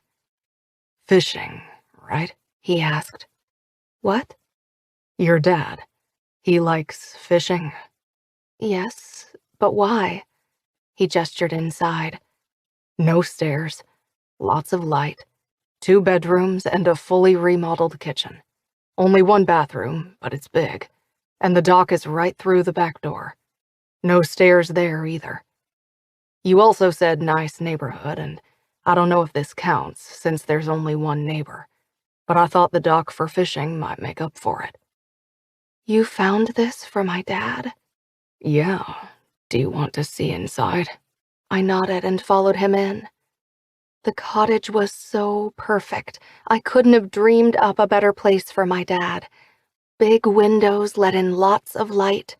The living room had the perfect spot for his recliner, and no stairs. There was a bedroom right off the living area, so he wouldn't even have to walk very far to go to bed. The style was rustic, like a getaway cabin, but he'd love that. And just a few steps from the back door, he could walk out onto the dock and go fishing anytime he wanted. But as I wandered through the cottage, my heart sank a little. Even though this would be wonderful for my dad, he'd be so happy here. Cox was just making good on our agreement. That was why he wanted to see me. The music box had been a nice gesture, but I had a feeling this was it. Once he bought my dad a house, our arrangement would be over. We'd be over. More tears stung my eyes as I gazed out at the view of the lake through the kitchen window. What do you think? He asked. I wiped my cheeks, wishing he hadn't seen. It's amazing. You like it? I don't even think I'll have to talk him into moving here. He let out a breath. Good. Thank you. This is so much more than I could have hoped for. I sniffed again because, of course, I did. I was incapable of being cute when I cried. Like usual, I was a mess. Who lives in the big house? No one right now, but... But what? It's all one piece of property. But my dad doesn't need that big house. There must be 1,000,000 stairs in that thing. He nodded. There are. Then why did you? I trailed off. He couldn't mean. Except, what if... Was this? Cox, if you tell me you bought that house for me so I wouldn't have to move back into my crappy apartment, I'm warning you, I'm going to collapse on the floor and sob, and it won't be pretty. I can't live in a big house like that all by myself. I'll have to get 5 more cats, and maybe that bearded dragon Nora talked me out of, and probably a dog or 3, and I don't have time to take care of all those animals. By the time I finished babbling, I was already sobbing. Oh, sugar, he said, his brow furrowing with concern. He stepped closer and fingered one of my curls. No, I was hoping we could live there. We? Yes, you and me. A man should live with his wife, shouldn't he? Your wife? I asked through the tears. Looking deep into my eyes, he touched my face. Sophie, I'm so sorry for everything. I'm sorry I believed Althea when I should have trusted you. That moment of doubt might have cost me everything. I won't blame you if you tell me to fuck off and get out of your life. But before you do, I need you to know something. I love you. My lower lip trembled and a few more tears trailed down my cheeks. I had no idea I could love someone as much as I love you. He lowered himself down on one knee and took my hands in his. Sophie Abbott, marrying you wasn't a mistake. In fact, it was the best thing that's ever happened to me. I don't quite remember if I got down on one knee when we were in Vegas. I sniffed. I don't think you did. Well, I am now, and I'm asking you to be my wife. Sophie, will you stay married to me? Really? I asked, my voice shaky. You want to keep me? Sugar, I want to keep you forever. I want to be your husband and live in that house with you. And we'll fill it with tiny little Sophies who trip over their own feet and run over here to go fishing with their grandpa on sunny afternoons. They should probably have life jackets in case they fall off the dock, I said, still blubbering through my tears. He smiled. God damn, I love you. What do you say, sugar? Can we stay married? Yes, I said, nodding and laughing and crying all at once. I really, really want to stay married. Still smiling, he pulled a box out of his pocket. Oh my God, a ring! A real wedding ring. He opened the box, and my legs almost buckled. It wasn't just a wedding ring. It was my mother's ring. Sobbing and overwhelmed, I covered my face. I was so glad Cox hadn't thought to hire a photographer to capture this moment. It had to be the messiest, sobbiest, teariest proposal ever. I peeked out from between my fingers. Cox beamed at me, like I was the type of girl who could cry and still look pretty, not one who had snot on her face. He stood and pulled a tissue out of a pocket. Thank you. After a long moment and more than a few shaky breaths, I pulled myself together. I wiped my face and my nose and held out my left hand. He slid my mother's ring onto my finger. It was small and simple. My parents had never had much, and this ring had been what they could afford. But to me, it was the most beautiful ring in the world. And if Cox had it, it meant he'd gone to my dad, which made me start crying all over again. He wrapped me in his arms and held me close, letting me cry against his chest. I'm sorry I'm so messy, I said. I love you, Messy. He kissed the top of my head. I love everything about you. I'm so glad you're mine. I love you too. I love you so much. I looked up at him. Can I ask you something? Anything, sugar. What is it? I know we're already married, but... Oh, we're having a wedding, he said. I want to see you walk down the aisle on your daddy's arm wearing a big white dress. Really? Are you going to start crying again? I have more tissues. Maybe. He let go of me long enough to pull out another tissue. Sugar, we're going to have the best wedding you can imagine. You dream it, I'll give it to you. Mostly, I just want you. I'm yours, He leaned down to press his lips against mine. and I always will be. I wrapped my arms around his neck and popped up on my tiptoes to kiss him again. Cox was right. Getting married in Vegas hadn't been a mistake, even though it had been after too much whiskey, and to the man who'd pulled my pigtails as a child. Of course, it figured that things would start out as a big mess. This was me we were talking about. But I'd always believed in silver linings, and my wild night in Vegas had the biggest silver lining imaginable. My husband. He might have seemed like Mr. Wrong, but I'd never regretted marrying him. Not really. And I never would. Because somehow, this hot mess had found her Prince Charming, and we really were going to live happily ever after. Epilogue. Sophie. The bride's room at Salish and Sellers Winery was kind of a mess. There was tissue paper from the box that held my veil, empty champagne flutes, and metallic chocolate wrappers laying around.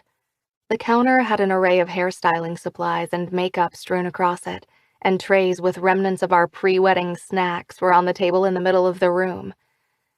"Uh-oh," I said. "We've been making a mess." "Don't worry about that for a second."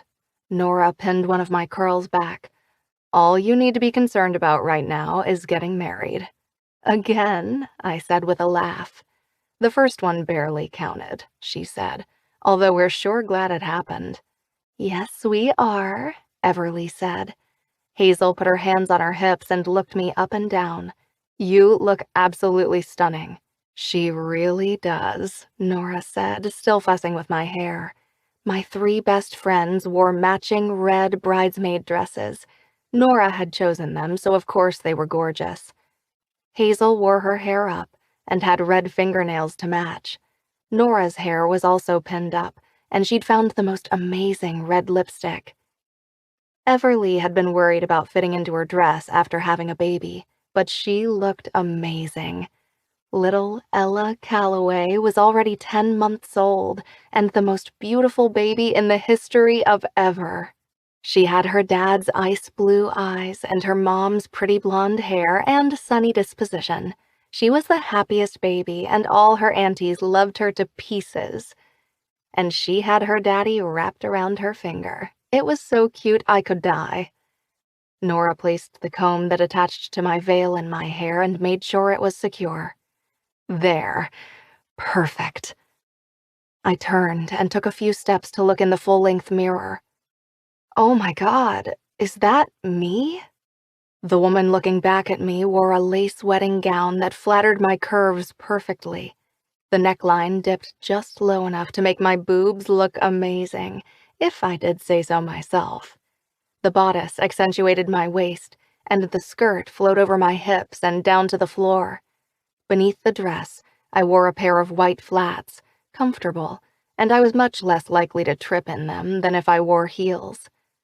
Okay, so I still might trip. This was me we were talking about. My veil was simple, cascading down my back from a pearl-trimmed comb that Nora had tucked into my hair. Because sometimes even a girl like me got lucky. I was having the best hair day of my life. My curls looked fantastic in a loose updo, with just a few framing my face. I'd never felt more beautiful. Tears sprang to my eyes, and Nora was quick with a tissue. "I used the best primer I know of and waterproof mascara, so your makeup isn't going anywhere," she said. "But still." I took a deep breath and dabbed the corners of my eyes. "I just can't believe it's really happening. I mean, I know I already did this once, but I don't exactly remember it, so..." "This is the real thing," Nora said. Hazel nodded. "Legalities aside, I agree." "If Hazel agrees with me, you know I'm right," Nora said. "That's how this works." "I know you're right," I said, "and I'm so glad you're all here with me." I opened my arms, and they all stepped in for a group hug. "We love you, Soph," Nora said, her voice a little shaky. "Thank you. I love you too." Nora stepped back and shooed the other two away. "Careful, let's not mess her up." "You know, Nora, now all three of us have gotten married at this winery," Everly said, her lips curling in a smile. "When it's your turn, are you going to continue the tradition?" Nora scoffed. "Everly, sweetie, you're so cute when you're being ridiculous." "Why is that ridiculous?" Hazel asked. "This is a lovely place for a wedding." "She's right," I said. "That's why we chose it." "Come on, girls," Nora said. "We all know I'm never getting married." "You say that now," Everly said. "But you never know.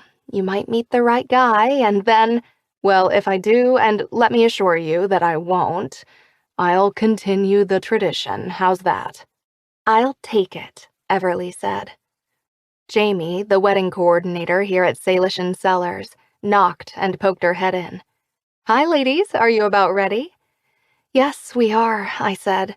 "I'm sorry about the mess." "Don't worry about it at all," Jamie said. "Trust me, this is nothing." "All right, Soph," Everly said. "Are you ready to become Mrs. Sophie Cox?" I took a deep breath and looked in the mirror one last time. Yes, I'm ready. It had been over a year since our first wedding in Vegas, and we'd stopped the divorce process before it had gotten any farther, so technically we'd been married for a while. But today was the day we were going to celebrate it with our family and friends.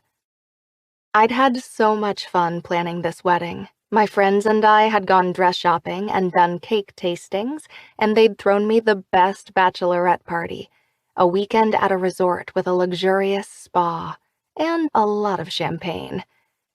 Now it was time to walk down the aisle in a white dress, the moment I'd been dreaming about for so long. Jamie led us to the doors that opened to the garden. Music played and guests waited in chairs set up in rows. Neither of us had much family. We had that in common. I had my dad. He had his mom. That was all. The rest of the chairs were filled with friends, many of whom were like family to us. Oliver had brought Lauren. She'd once been known as the tea shop girl. Now she was the future Mrs. Carrington. They'd gotten engaged about a month ago. Steve was here with his new wife, Flora. They'd worked through the hazards of integrating their cats into the same household and had recently added 2 kittens to the mix, a brother-sister pair. A bunch of my other coworkers were here too, as were just about everyone from Cox's office. Drake and Marika Meadows were here, as were the rest of Monkey Rum. I still wasn't sure what to think about actual rock stars being at my wedding, but here we were. We'd even invited JJ the limo driver, and he'd come up from Vegas. My dad made his way over, walking slowly with his cane. He looked so dapper in his gray suit. As soon as he'd seen the cabin by the lake, he'd been smitten with it. Not a single argument about moving. And the new living arrangements were really good for him. He seemed stronger, able to be on his feet for longer periods of time. He said it was the fresh air and fishing. I tended to think he was right. Plus, he could come over and have dinner with us whenever he wanted. We'd moved into the other house on the property. I'd never lived anywhere so beautiful in my entire life.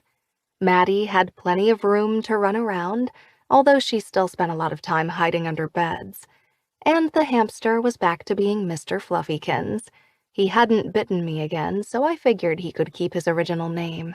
Dad paused, and for the second time I saw his eyes brim with tears. "Oh, Princess." "Hi, Dad." He walked closer, his eyes crinkling at the corners with his teary smile. "You look so much like your mom the day I married her. And that's a true compliment because she was fucking beautiful." I laughed. "Thank you, Dad." He held out his arm. "Ready?" "Yes." I slipped my hand in the crook of his elbow, and Nora handed me my bouquet. "Are you?" "I've been ready for this day for a long damn time, Princess." A photographer flitted around taking photos. Everly, Hazel, and Nora lined up, and Jamie motioned them through. I got close enough to see up to the front, where the officiant waited, and there he was. Cox, my husband. He always looked handsome, in gym shorts or a t-shirt and jeans. In a suit and tie or in nothing at all, he was the most gorgeous man I'd ever seen. Maybe I was a little bit biased. Today, he was more handsome than ever in a gray suit with a vest and tie. Georgia sat in the front row across the aisle from my dad's seat. She twisted around and waved at me, tears already streaming down her face. I waved back, trying so hard not to cry. Up front with Cox were his 3 groomsmen, Oliver, Mr. Calloway, and Corbin. Mr. Calloway held little Ella in his arms. She must have been fussy and wanted her daddy. Before I knew it, Jamie was ushering me and Dad to the end of the aisle. Dad straightened, standing tall. Cox's eyes found me, and he smiled. I started crying and didn't try to stop. That was just how this was going to go. Besides, it was my wedding day. If I wanted to cry happy tears of blissful joy through the whole thing, I would. The guests stood, and we started forward, step by step up the aisle. Cox's grin didn't fade even the tiniest bit. He watched me come to meet him as if he were the happiest man on earth. Me. I made him smile like that. We got to the front, and I turned toward my dad. He leaned forward and kissed me on the cheek. I love you, princess, he whispered. I love you too, Dad. Then he turned. Cox reached out to shake his hand, but Dad stepped in closer and wrapped him in a hug. And then I heard the most amazing thing. Dad held him another second and said, Son. Cox pulled away and swiped beneath his eyes. I was crying like a baby, but Cox? I'd never imagined I'd see the day. Dad took his seat. I handed my bouquet to a teary Nora and moved to stand with Cox. Looking into my eyes, he took my hands in his, and as the officiant began the ceremony, he mouthed the words I'd once longed to hear. I love you. I mouthed them back. And boy, did I mean them. I loved this man so much, and the best part, he loved me right back. Our marriage hadn't exactly begun in the usual way. Most people didn't marry someone they barely knew when they were too drunk to remember it the next day. I still didn't remember much about that Vegas wedding, but we'd framed a collage of photos from that crazy night and put them on our living room wall, a fun memento of the wild night that had brought us together. Neither of us had a single regret. And now here we were, in front of family and friends, saying our vows, vows that truly meant something. Because this time, we were madly in love, devoted to each other, and ready to spend the rest of our lives together as husband and wife. Maybe it was a good thing I'd gone commando in that dress, because who knows, if I'd been wearing panties, maybe none of the rest of it would have happened. I met Cox's eyes again and smiled. I had a little secret he was going to discover later. I'd gone commando again today. Bonus epilogue. Cox. Uh-oh. I glanced up at the tiny muffled sound of my daughter Isabel's voice. Where was she? I'd only looked away for a second. Izzy? Uh-oh, Daddy. That was never a good sign. I got up from the dining table, leaving my laptop sitting open, and stepped over the toys she'd left. 30 seconds ago, she'd been playing right next to me. Thinking she was occupied, I'd opened my email. Izzy, honey, where are you? She wasn't in the kitchen, but I heard something in the walk-in pantry. And there she was, covered in oatmeal dust. My 18-month-old daughter stood in a pile of oatmeal, the container still wobbling on the floor nearby. Apparently, she'd poured it on her own head. Bits of oatmeal were stuck to her blonde pigtails, and her purple dress was coated in a layer of light brown dust. She looked up at me and smiled. Hi, Daddy. Izzy, what did you do? Her blue eyes sparkled. Mess. Yes, baby. You made a mess. She lifted her arms toward me. Okay.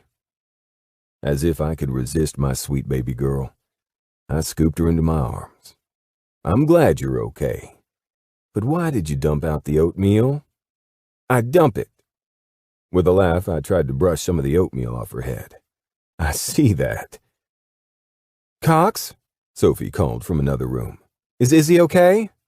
She's fine. I brushed off more oatmeal, but it was a losing battle. She needed a bath. My wife appeared in the pantry doorway. Her hair was up and she was dressed in a pink shirt that brought out the flush in her cheeks. She rested a hand on her very pregnant belly. Why'd you dump out the oatmeal? I didn't do it, I said. Izzy patted her chest. Izzy dump. Mess. At least she was honest. Sophie smiled at our daughter, a phenomenon that never failed to make my chest feel full. Why did you do that, silly girl? I okay, Izzy said. Here. I kissed Izzy's head before passing her to Sophie. I'll clean up. A timer dinged and Sophie's eyes lit up. Meatballs are done, she said. I got it. I darted out of the pantry to take her meatballs out of the oven. Sophie had a contentious relationship with gravity on a good day. There was no way I was letting her get hot food out of the oven while pregnant and holding our toddler. The oatmeal mess could wait. The delicious scent of meatballs simmering in marinara filled the kitchen as I took the dish out and set it on the stove to cool. Izzy tried to dive bomb out of her mom's arms, reaching for the hot food. No, little miss. I caught her and tucked her against me. That's hot. Hot, she repeated, her voice grave. Yes, hot. You can't touch that or you'll get an owie. She patted her head with a chubby hand. Izzy owie. I kissed her head again. Yes, Izzy had an owie. My daughter's relationship with gravity was similar to her mommy's. I had a lot of boo-boos to kiss these days, but I wouldn't have had it any other way. Marrying Sophie was hands down the best thing I'd ever done. Usually when a guy got drunk in Vegas, he went home with a hangover and an empty wallet. I'd gone home with the biggest win imaginable. My wife. Izzy had been almost as big a surprise as waking up naked in a Vegas hotel room with a marriage license in my pants pocket. We'd wanted kids, but hadn't officially decided to try to get pregnant. A broken condom had made the decision for us. And honestly, it hadn't surprised either of us. This was Sophie we were talking about. Of course we'd eventually break a condom and get pregnant. Hadn't quite counted on doing it a second time, but here we were, expecting surprise baby number 2. I wouldn't have had that any other way either. And Izzy was going to be an amazing big sister to our little boy. Life was good. Really fucking good. What did you hide in the meatballs this time? I asked. I hope it's not kale. Since when do you have anything against kale? Sugar, the last time you tried to sneak kale in the food, your dad picked through it for half an hour before he'd eat. She rolled her eyes. He's so stubborn. Papa? Izzy asked. Should we go find Papa? She bounced in my arms. Papa, Papa, Papa! This needs time to cool anyway, Sophie said. She tried to brush more of the oatmeal off Izzy, but shrugged. One thing we'd learned about parenting, it's messy. But we liked messy. With Izzy still bouncing in my arms, I took her outside to go see Papa. When Sophie had told me that her dad liked fishing, she'd been wrong. Mel didn't like fishing. He loved fishing.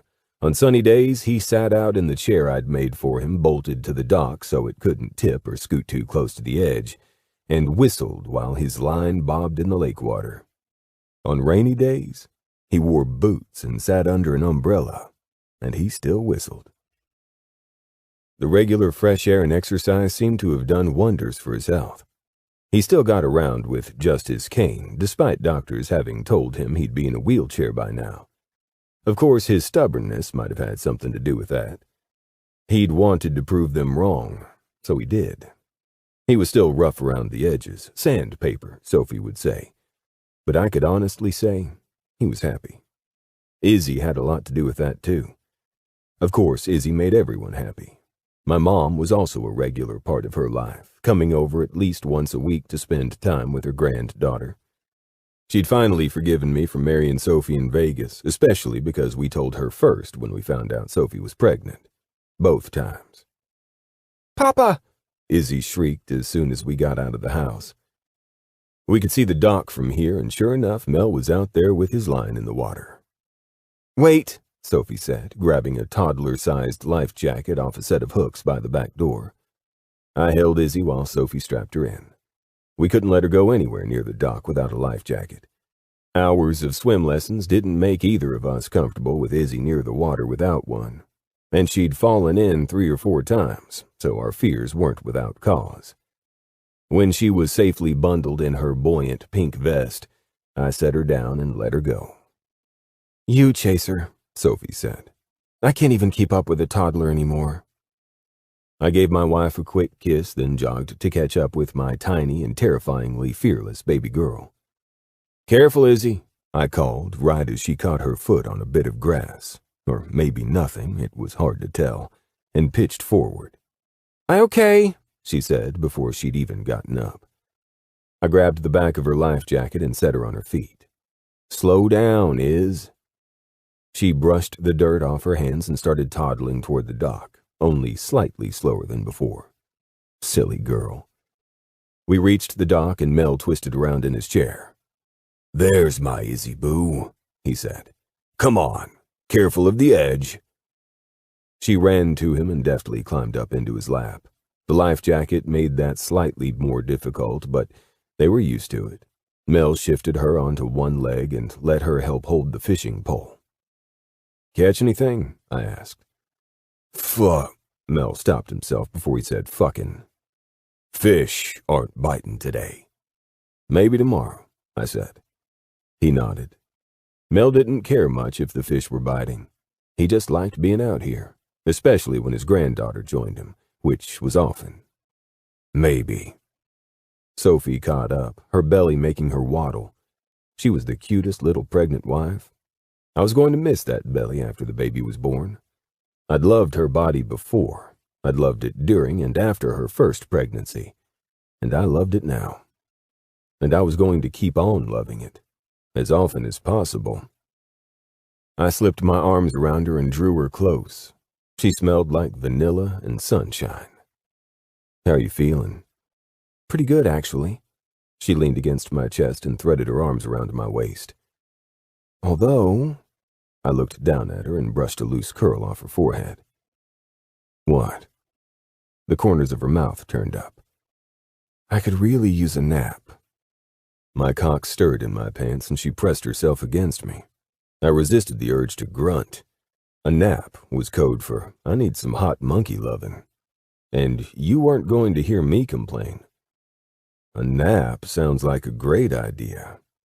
"You two go ahead," Mel said. "Izzy and I have some fishing to do." "Thanks, Dad," she said. "And I made meatballs for dinner later." "It better not have any fucking kale in them," he grumbled. He was trying. Sophie laughed. "No kale, Dad." "Izzy, be careful with Papa," I said. "Stay in his lap." "Okay, Daddy, I go fishing." "Good girl. You have fun fishing." With my arm around Sophie, I led her off the dock and back to the house. I wasn't worried about leaving Izzy with Mel. She could be out there for hours and she wouldn't get down. Fishing from her papa's lap was one of her favorite things.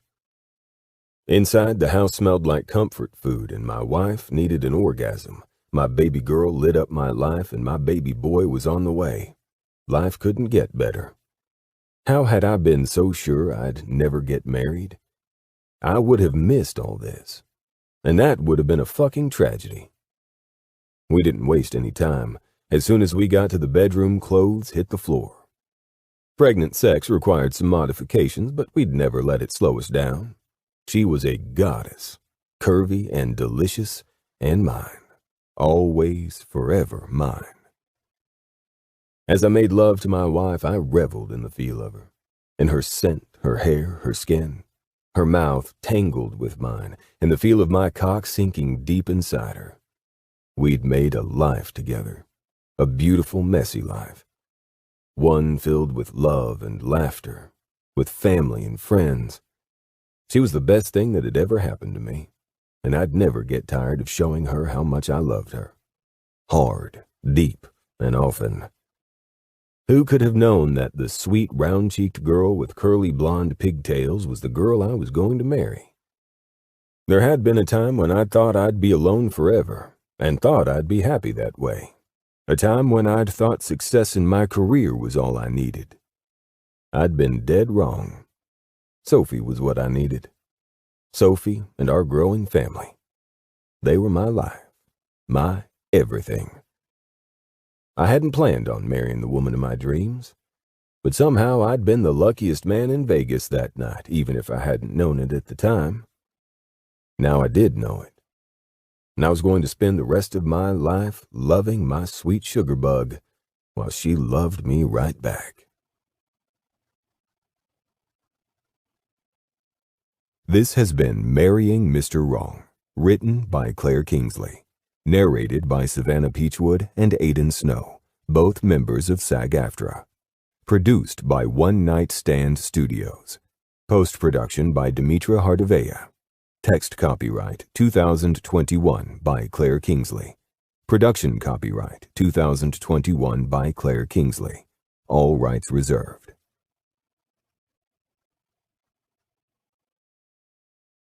Audible hopes you have enjoyed this program.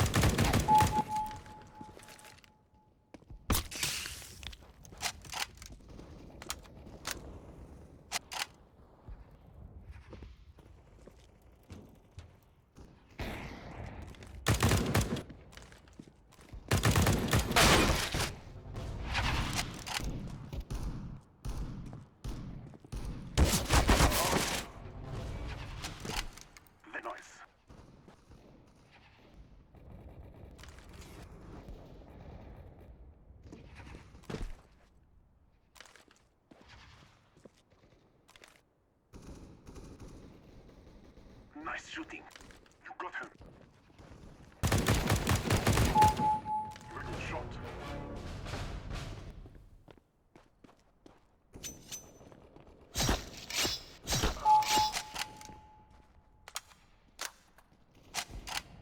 Nice shot, my friend.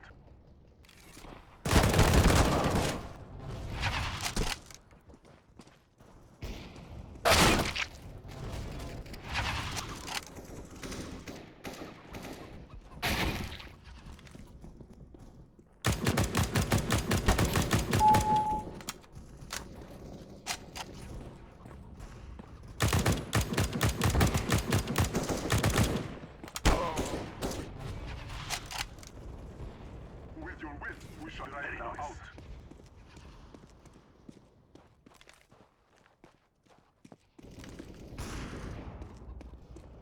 Very good.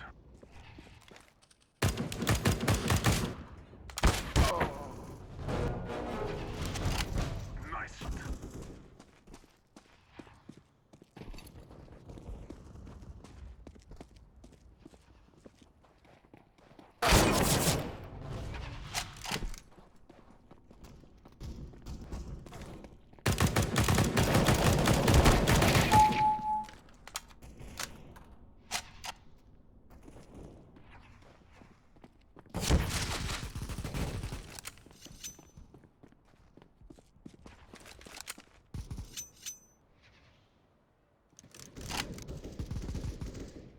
Nice shooting.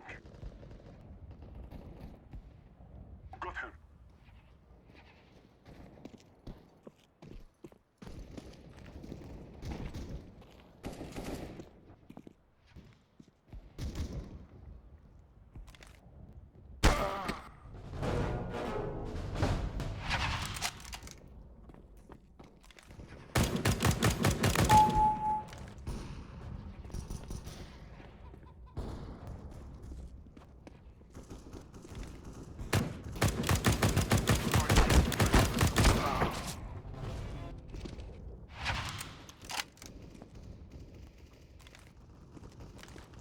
Very good shot.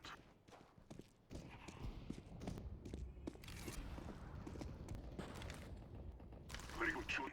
With your will, we shall drive them out.